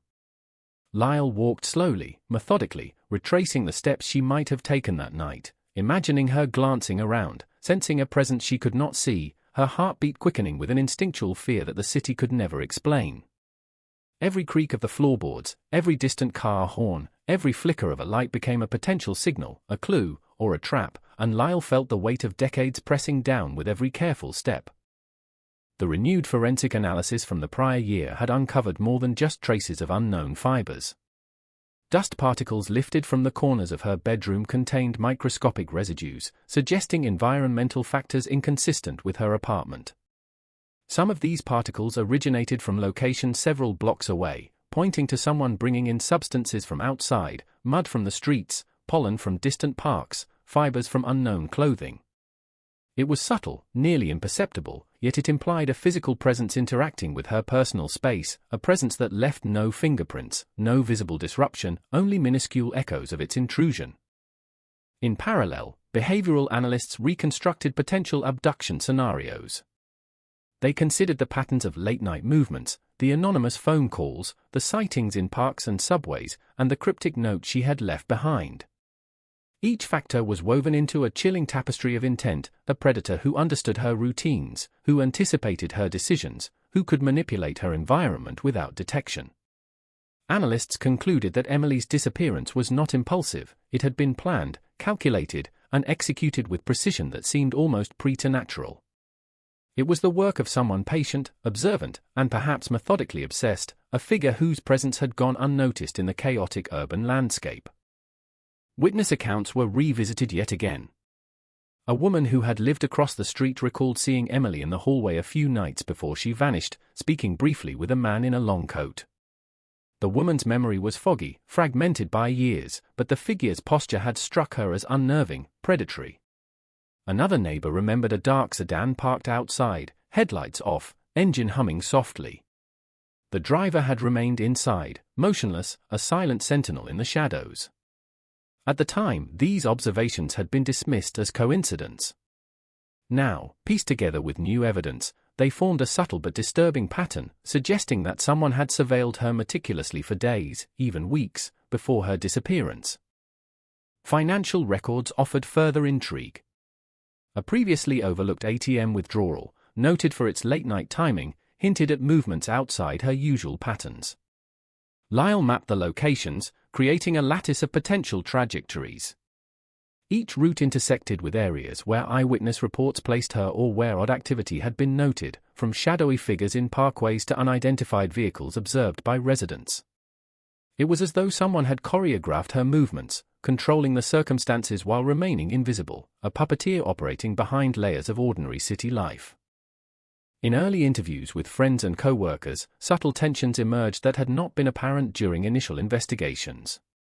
Emily had mentioned feeling watched, uneasy about small, inconsequential incidents, a package left at her door, an unfamiliar car parked too long outside her apartment, a shadow on the corner that seemed to linger.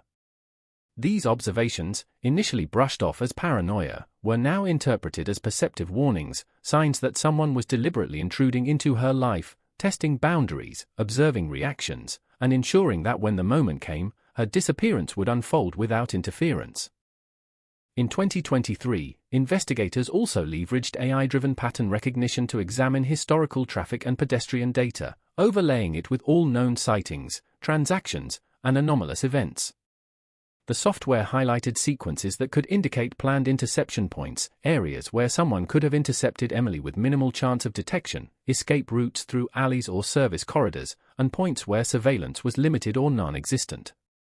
Though hypothetical, these reconstructions offered clarity on how a person could vanish in plain sight, illustrating a terrifying precision behind her disappearance.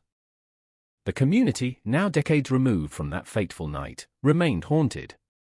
Parents recounted the story to children, neighbors recalled fleeting glimpses of a young woman walking alone, the occasional whisper of her name carried on the wind. In parks, abandoned corridors, and quiet streets, people swore they felt a presence, a subtle awareness that Emily Harper had once been there, and that something remained, invisible, unresolved. Each anecdote fed the case, not with evidence, but with atmosphere, a city that remembered, a neighborhood scarred by absence, a collective memory unwilling to fade.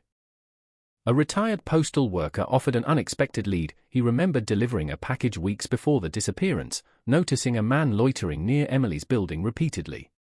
The man's actions were subtle, leaning casually against walls, checking addresses, observing residents, but persistent enough that the postal worker had filed it away in his mind. It fit the growing pattern of surveillance and forethought, reinforcing the theory that her disappearance was orchestrated, not accidental. Psychological profiling suggested Emily had been confronting an unseen predator who understood her habits, her routines, and her vulnerabilities. Analysts considered the impact of the anonymous phone calls, her heightened awareness in the weeks prior, and the cryptic notes she had hidden away. Each element indicated awareness of a threat she could not identify, a shadow that waited patiently, invisible to everyone else.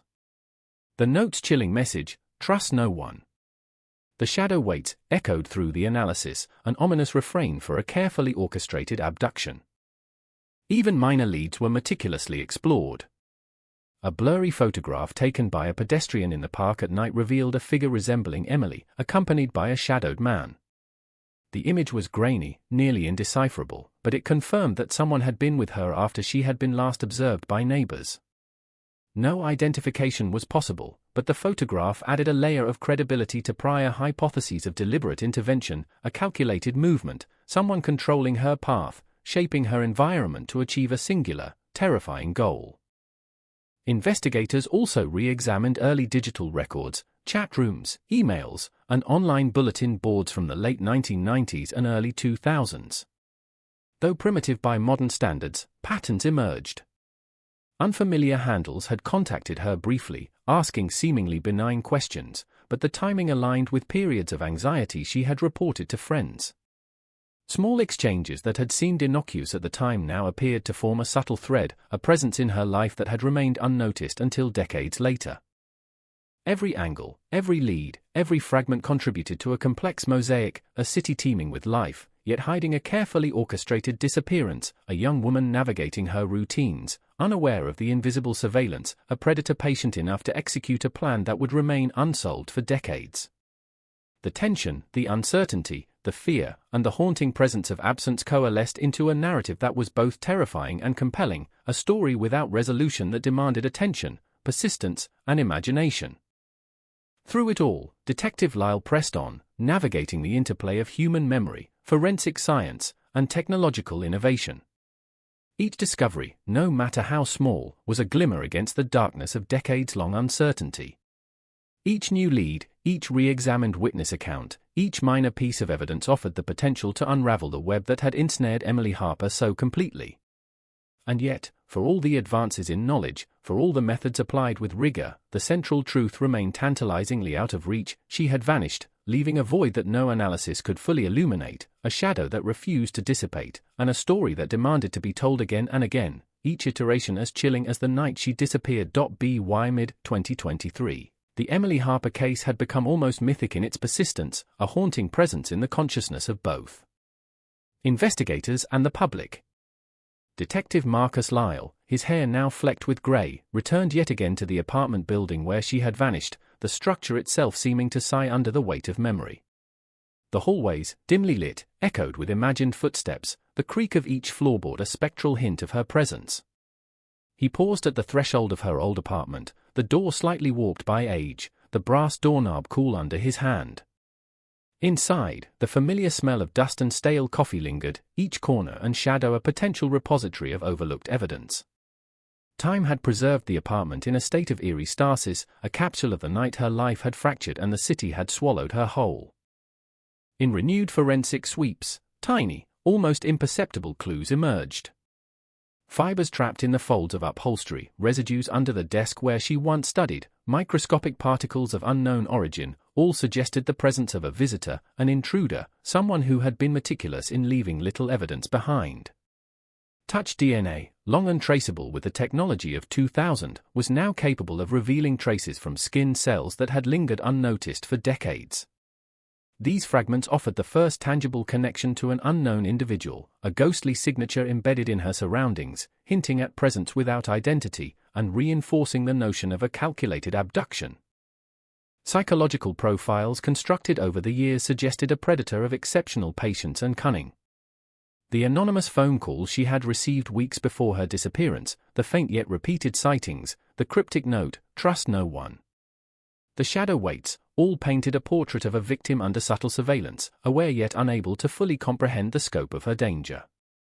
Each element indicated a level of orchestration that surpassed ordinary criminal behavior, suggesting a calculated, methodical effort to remove her from the world without trace, without warning, leaving only mystery in the wake. Witness re-interviews yielded fragments previously overlooked. A neighbor recalled seeing Emily pause on the landing outside her apartment, appearing tense, her eyes darting toward the street below. Another remembered a shadowed figure standing at a corner several blocks away, motionless, watching, as if anticipating her movements. At the time, these observations had been dismissed or misinterpreted. Now, they formed a coherent pattern of surveillance, a choreography of invisibility executed by someone with intimate knowledge of the city's rhythms and her routines. Financial records revealed subtle anomalies. Withdrawals, purchases, and bank interactions that had once seemed routine were plotted against geographic locations and temporal patterns, revealing a network of movements suggesting forced or guided travel.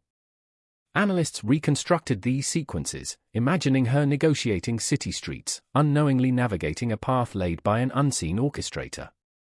Each step carried risk, each turn, a potential encounter with danger. And yet, she remained undetected by the public, by neighbors, by passers-by, a testament to the skill of whoever had manipulated her environment. Digital forensics continued to play a role, with investigators analyzing early email accounts, primitive social media profiles, and archived chatroom interactions. Patterns emerged, subtle but compelling, brief communications from anonymous sources, unusual login times, digital traces suggesting attention, observation, and intrusion. These signals, trivial in isolation, formed a lattice across her life in the weeks before her disappearance, hinting at the presence of an observer or manipulatory figure whose intentions were both deliberate and concealed. Community engagement persisted, fueled by media attention and anniversaries of her disappearance. Public forums, school discussions, and local awareness campaigns kept the story alive. Each retelling, each reflection, added layers of emotion, anxiety, and unease. Residents reported fleeting sensations of being watched, the faint echo of her footsteps in empty corridors, glimpses of a figure moving silently along streets where she once walked.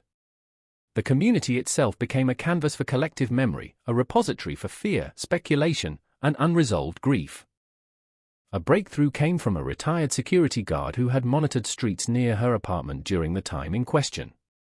He recalled seeing a dark sedan parked for extended periods, a driver observing pedestrians with unusual focus. Although initially dismissed as coincidental, the observation now fit within the emerging pattern of surveillance, reinforcing the theory that Emily Harper's movements had been watched meticulously prior to her disappearance.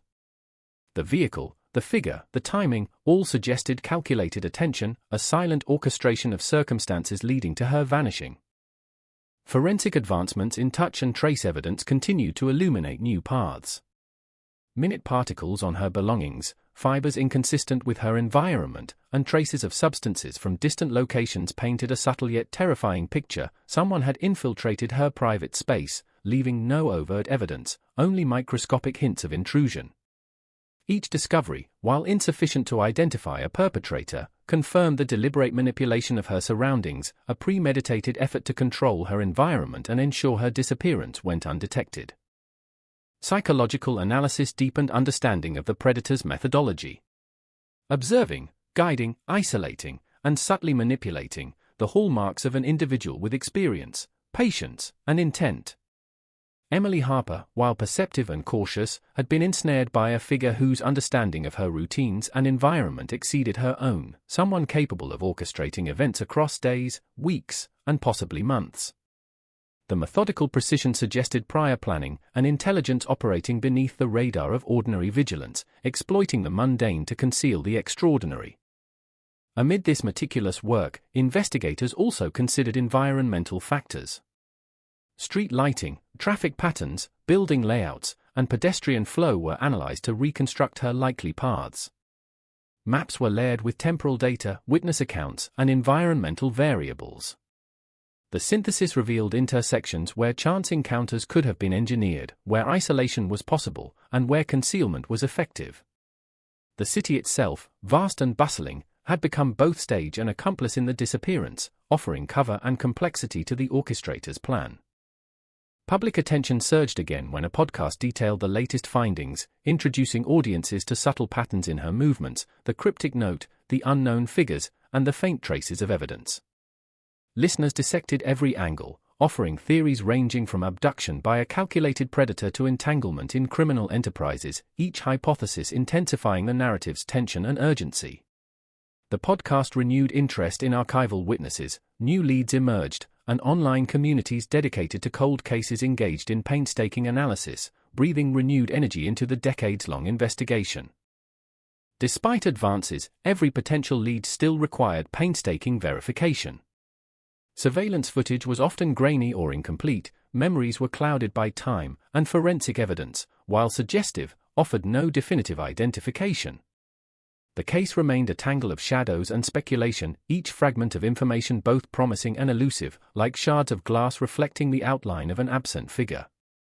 Detective Lyle and his team navigated these complexities with methodical care, acutely aware that any misstep could obscure rather than clarify the truth.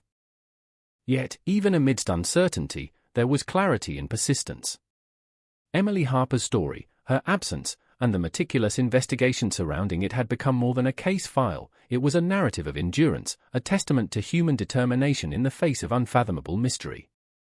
Each day spent retracing her steps, analyzing evidence, and reconstructing sequences was a day dedicated to confronting absence itself, to forcing clarity from the shadows, and to asserting that a vanished life must not be forgotten. The apartment, the streets, the neighborhoods, the faint echoes of footsteps, the shadows cast by passing cars, all became part of a continuous, living investigation. Each detail was scrutinized, each memory re-examined, each fragment of evidence meticulously catalogued. And though decades had passed, the tension, the dread, and the haunting uncertainty remained undiminished, a reminder that some disappearances are engineered with a precision that defies detection, leaving behind only questions, shadows, and the unrelenting presence of what has been lost. By late 2023, the Emily Harper case had taken on a spectral life of its own, a haunting rhythm that pulsed through every layer of the investigation, every alleyway she had once walked, every corner that might have concealed a predator. Detective Marcus Lyle, now a figure both weary and relentless, returned once again to the apartment building, noting the subtle changes over the decades, the warped stair rails, the flickering hallway lights, the faint echoes of footsteps that seemed almost alive. He walked slowly, absorbing every detail, imagining the sequence of events that led her out of the building, the streets she navigated, the unknown figure who might have shadowed her movements with precision. Each memory, each speculation, hung in the air like a tangible presence, a ghost waiting to be acknowledged. Forensic breakthroughs continued to trickle in. Dust collected from high shelves and corners of the apartment revealed trace elements, fibers, residues, and minute DNA that did not match Emily or any known visitor. These microscopic hints suggested intrusion, careful and deliberate, leaving only the smallest traces to evade detection. They spoke of a calculated presence, someone who understood the mechanics of concealment, someone patient enough to operate undisturbed, invisible to everyone except the evidence itself. Lyle reviewed each discovery meticulously, knowing that the tiniest fragment could be the key to unraveling decades of uncertainty. Psychological profiling deepened. Analysts reconstructed scenarios of abduction, examining every phone call, every fleeting sighting, every anomaly in her movements. They concluded that the perpetrator had likely observed Emily for days, if not weeks, understanding her routines and habits with meticulous attention. Each action, each late-night withdrawal, each path taken, each minor deviation from routine, was part of a network of controlled events, a silent orchestration designed to ensure her disappearance went unnoticed. The predator's patience and precision were chilling, suggesting experience and intent beyond the ordinary scope of crime. Witness interviews provided fragments that, when pieced together, formed a shadowed tableau of that fateful period. A neighbor remembered Emily pausing in the hallway, tense, her eyes flicking toward the street. Another recalled a shadowed figure standing near a corner, motionless, observing the comings and goings of residents. At the time, these accounts had seemed isolated, inconsequential. Now, they fit together, revealing a web of surveillance that had gone unnoticed, a silent orchestration that ensured Emily Harper's life could be altered without detection. Financial anomalies remained a point of intense scrutiny. Withdrawals at irregular times, purchases from unusual locations, and slight deviations from her known pattern suggested a degree of coercion or manipulation. Analysts mapped these movements, imagining her negotiating the streets under pressure, navigating routes controlled by an unseen force. Each intersection, each empty street, each shadowed doorway became a potential locus of interaction, a point where her disappearance could have been executed with methodical precision. Digital forensics uncovered subtle signs of intrusion into Emily's online life. Early chat rooms, email accounts, and online profiles revealed brief, anonymous interactions that, while seemingly innocuous, coincided with moments of reported unease.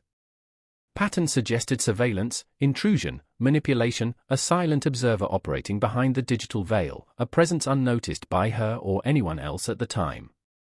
The evidence was circumstantial but persistent, a digital echo of the broader orchestration that had governed her movements. Community memory remained vivid. Residents reported fleeting sensations of being watched, whispers of a figure moving silently through the streets, shadows that seemed to linger longer than natural. Public forums, podcasts, and media coverage reinforced these memories, each retelling adding layers of tension and dread. The story of Emily Harper had become part of the city's consciousness, a narrative that haunted neighborhoods, shaped conversations, and refused to fade despite decades of uncertainty. A retired security guard came forward with details of a dark sedan repeatedly observed near her apartment in the weeks leading to her disappearance. The figure inside remained motionless, watching, blending into the urban backdrop. Though initially disregarded, this observation now integrated seamlessly into the profile of a patient, deliberate predator, someone whose methods relied on invisibility, timing, and control. It was a chilling validation of the theory that Emily Harper's vanishing had been premeditated and meticulously executed. Forensic analysis revealed even subtler clues. Residues from substances brought from outside, tiny fibers of unknown origin, and trace environmental particulates suggested repeated intrusion into her personal space. Someone had manipulated the environment, leaving no visible signs of their presence but leaving microscopic evidence that technology decades later could detect. Each discovery underscored the predator's skill, patience, and forethought, amplifying the tension surrounding the unresolved mystery. Behavioral analysts reconstructed possible encounters in the weeks leading to her disappearance, examining patterns of surveillance, isolation, and coercion. Emily Harper, perceptive yet unaware of the full scope of danger, had been navigating a landscape carefully manipulated by someone who understood her routines. The cryptic note, "Trust no one."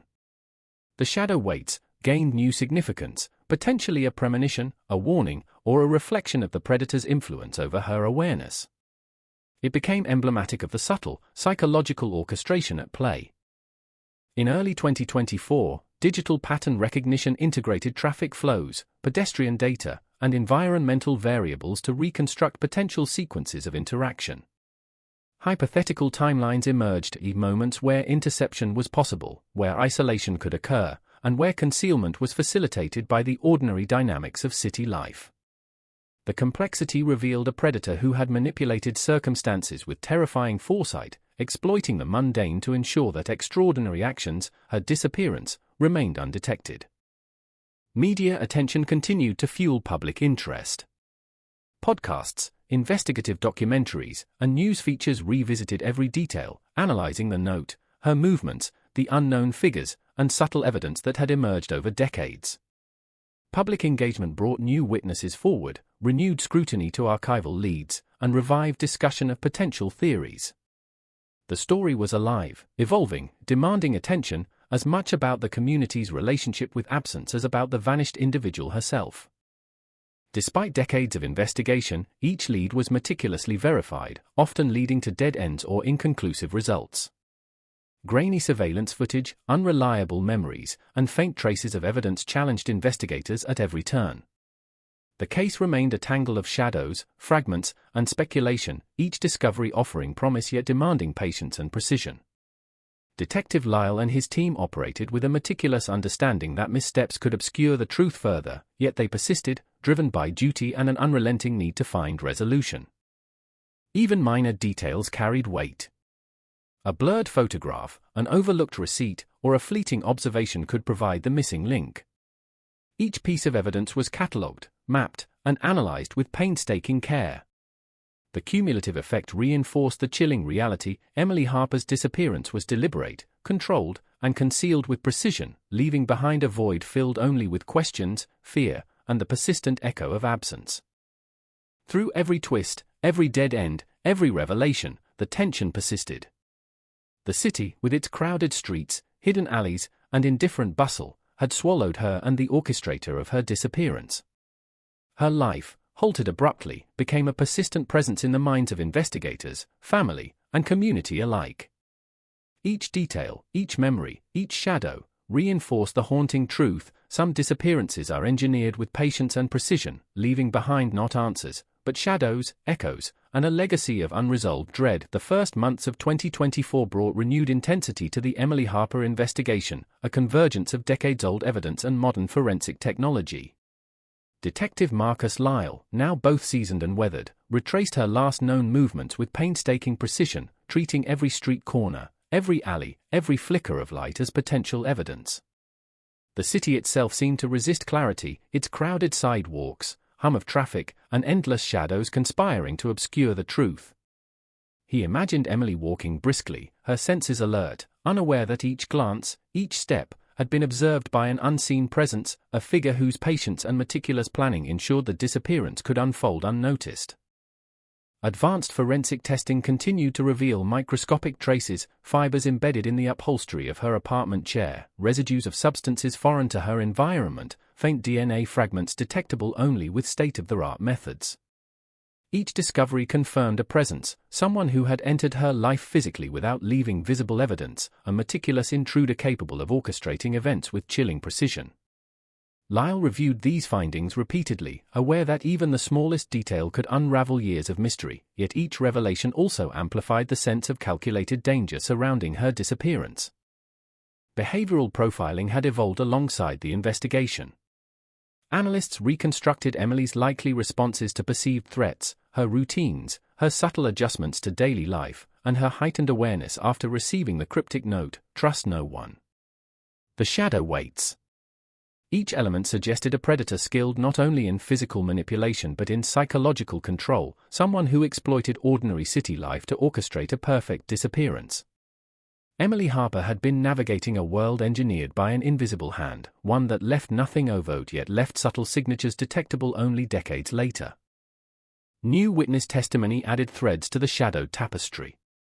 A former neighbor remembered a dark figure loitering near the entrance of her building, posture rigid, movements calculated, appearing repeatedly over several nights.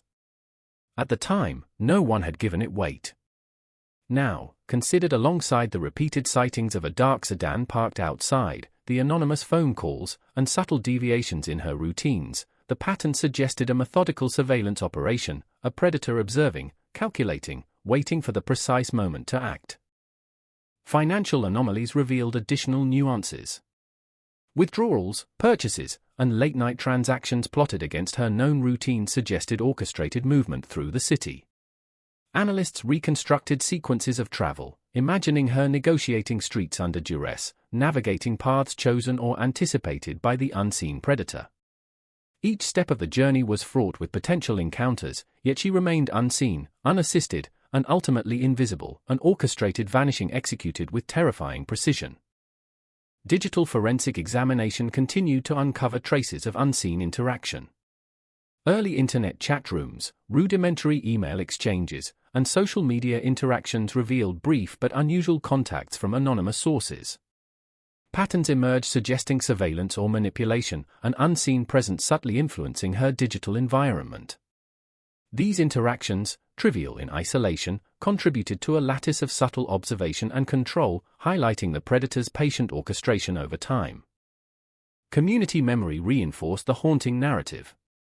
Neighbors reported fleeting impressions of movement in the shadows, whispers of footsteps where no one walked, and lingering unease that seemed to echo Emily's absence. Public attention, amplified by podcasts and news features, renewed scrutiny of archival evidence, inspired new witness recollections, and fostered ongoing speculation about the circumstances surrounding her disappearance. The collective consciousness had adopted the case as a persistent urban legend, a cautionary tale intertwined with anxiety and memory. A retired security officer recalled repeated surveillance near her apartment building, a dark sedan parked at irregular intervals, an occupant observing passers-by with careful focus.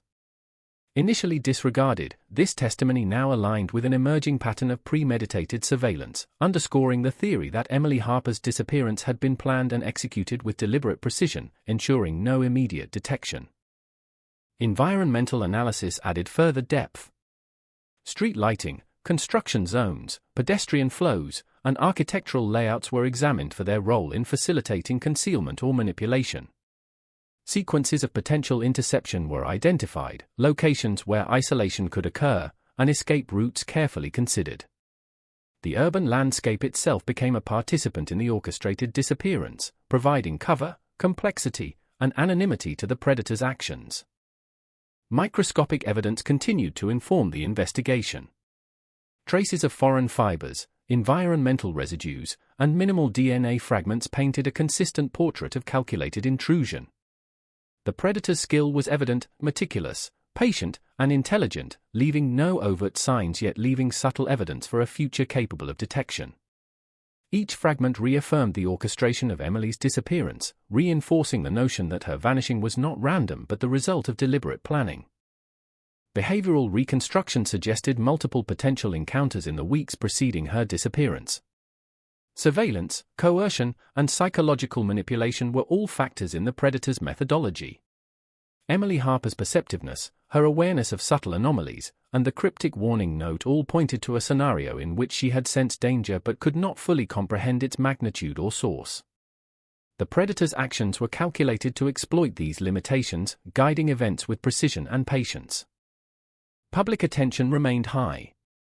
Documentaries, podcasts, and media coverage revisited the case, analyzing sightings, financial records, and forensic evidence. Engagement brought forth new witnesses, renewed scrutiny of archival records, and speculation regarding potential theories. Each retelling reinforced the haunting tension of Emily Harper's absence, illustrating how deeply her disappearance had permeated both local memory and broader public consciousness. Despite decades of effort, investigators faced the limitations of time, memory, and technology.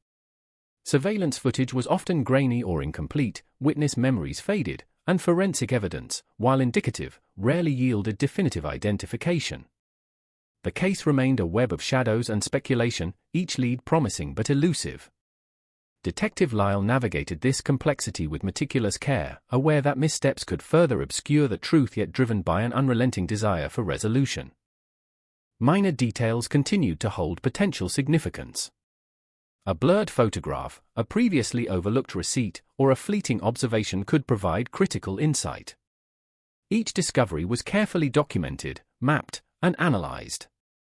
The cumulative evidence reinforced a chilling reality: Emily Harper's disappearance had been deliberate, controlled, and concealed with precision, leaving behind a void filled with questions, shadows, and the persistent echo of absence. Through every analysis, interview, and forensic sweep, tension persisted. The city, with its chaotic streets, hidden alleys, and bustling activity, had concealed both Emily and the orchestrator of her disappearance. Her life, abruptly interrupted, became a persistent presence in the minds of investigators, family, and the public. Every memory, shadow, and trace underscored a terrifying truth: some vanishings are designed with patience and precision, leaving behind questions, echoes, and a legacy of unresolved dread that stretches across decades. The spring of 2024 carried with it a renewed urgency in the Emily Harper investigation, a sense that decades of shadows were finally beginning to yield to the faintest threads of light. Detective Marcus Lyle walked the streets of Manhattan with a careful, measured attention, each step retracing the route Emily might have taken on that fateful night. The city pulsed around him, honking cars, flickering neon signs, distant conversations, but beneath the clamor, he imagined the silence of the moments that mattered, the subtle absence that had swallowed her, leaving only questions in its wake. Each corner held potential, each shadow a hint, each whisper of memory a clue to the carefully orchestrated disappearance that had defied resolution for nearly a quarter-century. New forensic techniques brought revelations that had been unimaginable in 2000. Minute particles collected from the apartment, fibers, residues, environmental particulates, were cross-referenced with citywide databases. Unexpected matches emerged, materials consistent with construction sites, distant parks, even specific fabrics used in commercial uniforms. These traces suggested movement outside the apartment, possibly in proximity to locations tied to someone with knowledge of Emily's routines. The invisible hand guiding her disappearance had left these microscopic breadcrumbs, unnoticed for decades, waiting for technology to reveal the hidden choreography. Behavioral analysts continued to refine the profile of the orchestrator. Surveillance, control, and patient manipulation were hallmarks of the suspected predator. The cryptic note, "Trust no one." The shadow waits, was interpreted not merely as a warning, but as an insight into the level of psychological engagement Emily had faced. Each piece of evidence, each anomaly in her movements, suggested someone capable of anticipating her reactions, manipulating her decisions, and engineering an environment in which her disappearance could occur without immediate detection. The sophistication was chilling, indicating a predator whose awareness and patience had allowed a carefully planned vanishing to remain unsolved for decades. Witness accounts were scrutinized with renewed rigor. A neighbor remembered Emily speaking briefly to a man in a long coat days before she vanished. Another recalled a shadowed figure watching from across the street, stationary and calm, blending into the background of ordinary life. The repeated observations of a dark sedan, the subtle deviations in her routine, and the cryptic warning note all converged into a disturbing pattern. Each element confirmed meticulous surveillance, deliberate planning, and an almost surgical orchestration of events designed to ensure she could vanish without detection. Financial records revealed subtle yet telling patterns. Late-night ATM withdrawals, small purchases in unusual locations, and seemingly inconsequential transactions were mapped against her known routines. Analysts reconstructed likely paths, imagining Emily moving through the city streets under subtle coercion or guidance. The network of routes suggested interception points, escape possibilities, and controlled environments, all orchestrated to prevent outside interference. Each reconstructed movement reinforced the theory of deliberate orchestration by someone patient, knowledgeable, and skilled. Digital traces, often overlooked, added further texture. Early internet forums, chat rooms, and primitive email exchanges showed brief interactions with unknown individuals.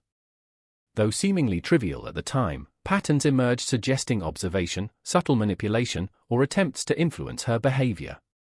These signals were faint but persistent, forming a lattice of subtle intrusion, reinforcing the notion that Emily's disappearance had been orchestrated long before the night she vanished. The community remained haunted. Stories persisted of fleeting shadows, whispered footsteps, and unexplained disturbances in her former neighborhood. Media coverage, true crime podcasts, and public forums revived interest, encouraged recollections, and kept the story alive. The neighborhood, with its empty corridors and quiet streets, had become a repository of collective memory, a witness to absence and the subtle movements that had preceded her vanishing. A retired security guard recalled repeated observations of a dark sedan near her building, parked for extended periods with an occupant scanning the environment. While initially disregarded, the testimony now fit a clear pattern of premeditated observation, supporting the theory of deliberate orchestration by an individual who had studied Emily's routines and environment with meticulous care. It reinforced the chilling possibility of a predator operating undetected, whose patience and foresight had allowed a flawless execution of abduction. Microscopic forensic evidence continued to accumulate. Traces of unknown fibers, foreign residues, and minimal DNA fragments suggested intrusion into her personal space without visible signs of disturbance. The predator had left only the smallest traces, invisible to the casual observer, yet detectable with modern technology. Each discovery amplified the sense of precision, patience, and intelligence behind her disappearance, emphasizing that Emily Harper's vanishing was no random event but a carefully engineered act. Environmental reconstruction offered additional clarity. Analysts mapped street lighting, traffic flows, pedestrian movement, and urban layouts to identify locations where interception, isolation, or concealment could occur. The city itself, vast and complex, had become both a stage and a tool for the orchestrator, providing opportunities for invisibility, control, and manipulation.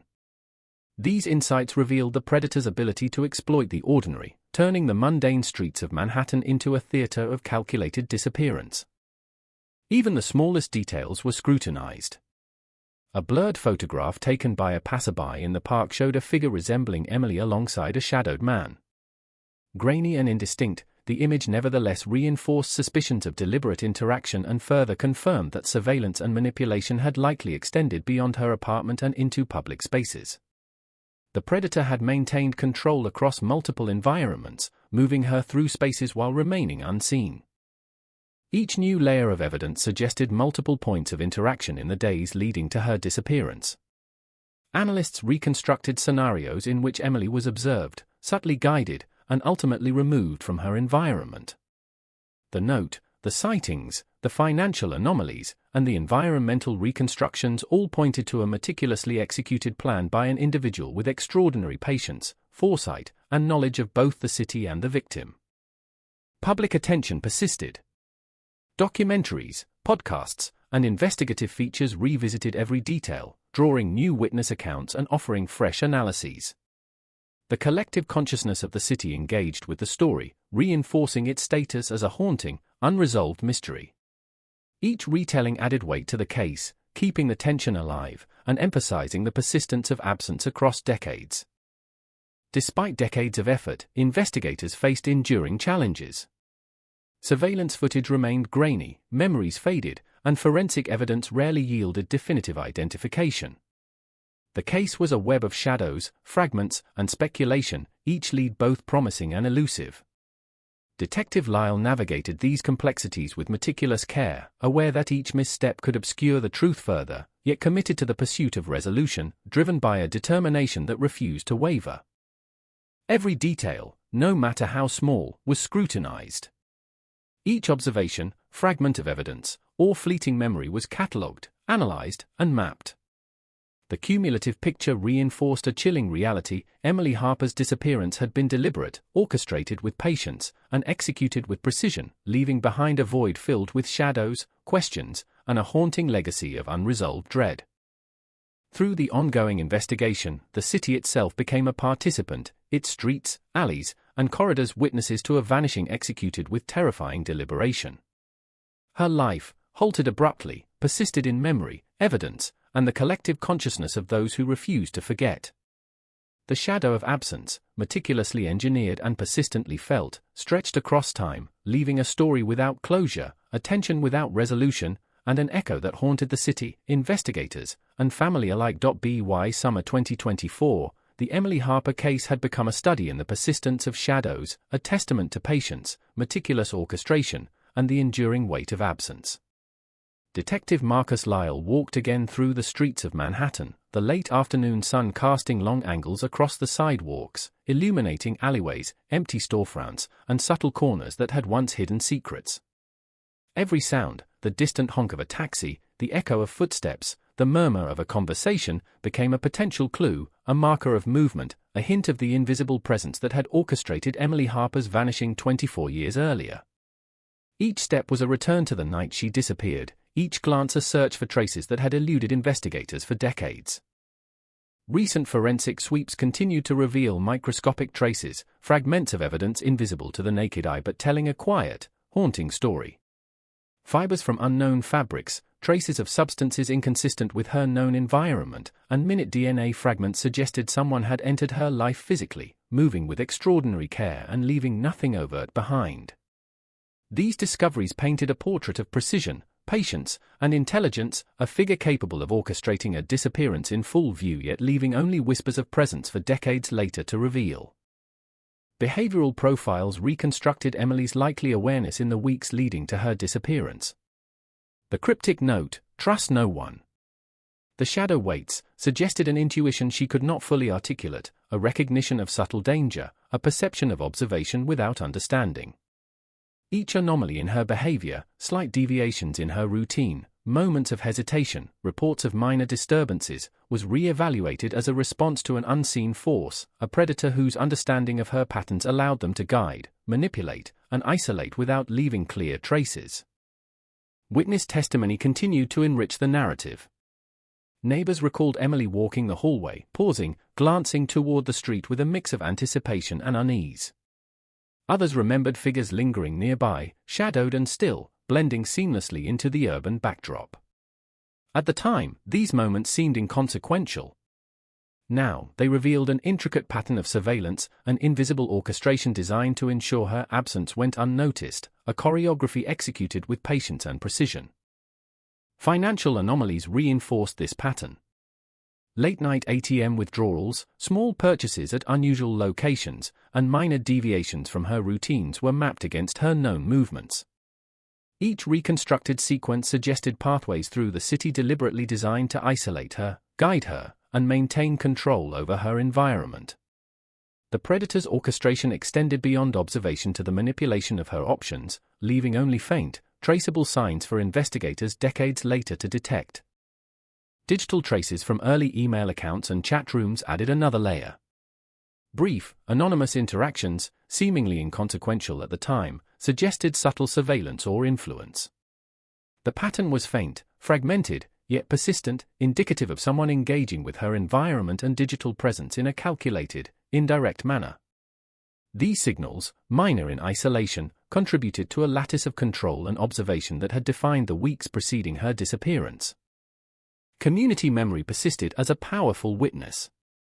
Residents reported fleeting impressions of movement, whispered footsteps in deserted corridors, and the lingering sense of presence that remained after Emily vanished. Podcasts, documentaries, and news coverage revived interest, encouraged new recollections, and created a collective understanding of tension, dread, and unresolved absence. The city itself, teeming with life, had become both a witness and a participant in her vanishing. A retired security officer recalled repeated observations of a dark sedan parked near her apartment, an occupant scanning the area, immobile and patient. Initially dismissed, this testimony now aligned with a consistent pattern, meticulous, premeditated surveillance executed with the calm precision of someone accustomed to remaining unseen. It reinforced the theory that Emily Harper's disappearance was deliberate, orchestrated, and carefully controlled. Environmental reconstruction offered new insights.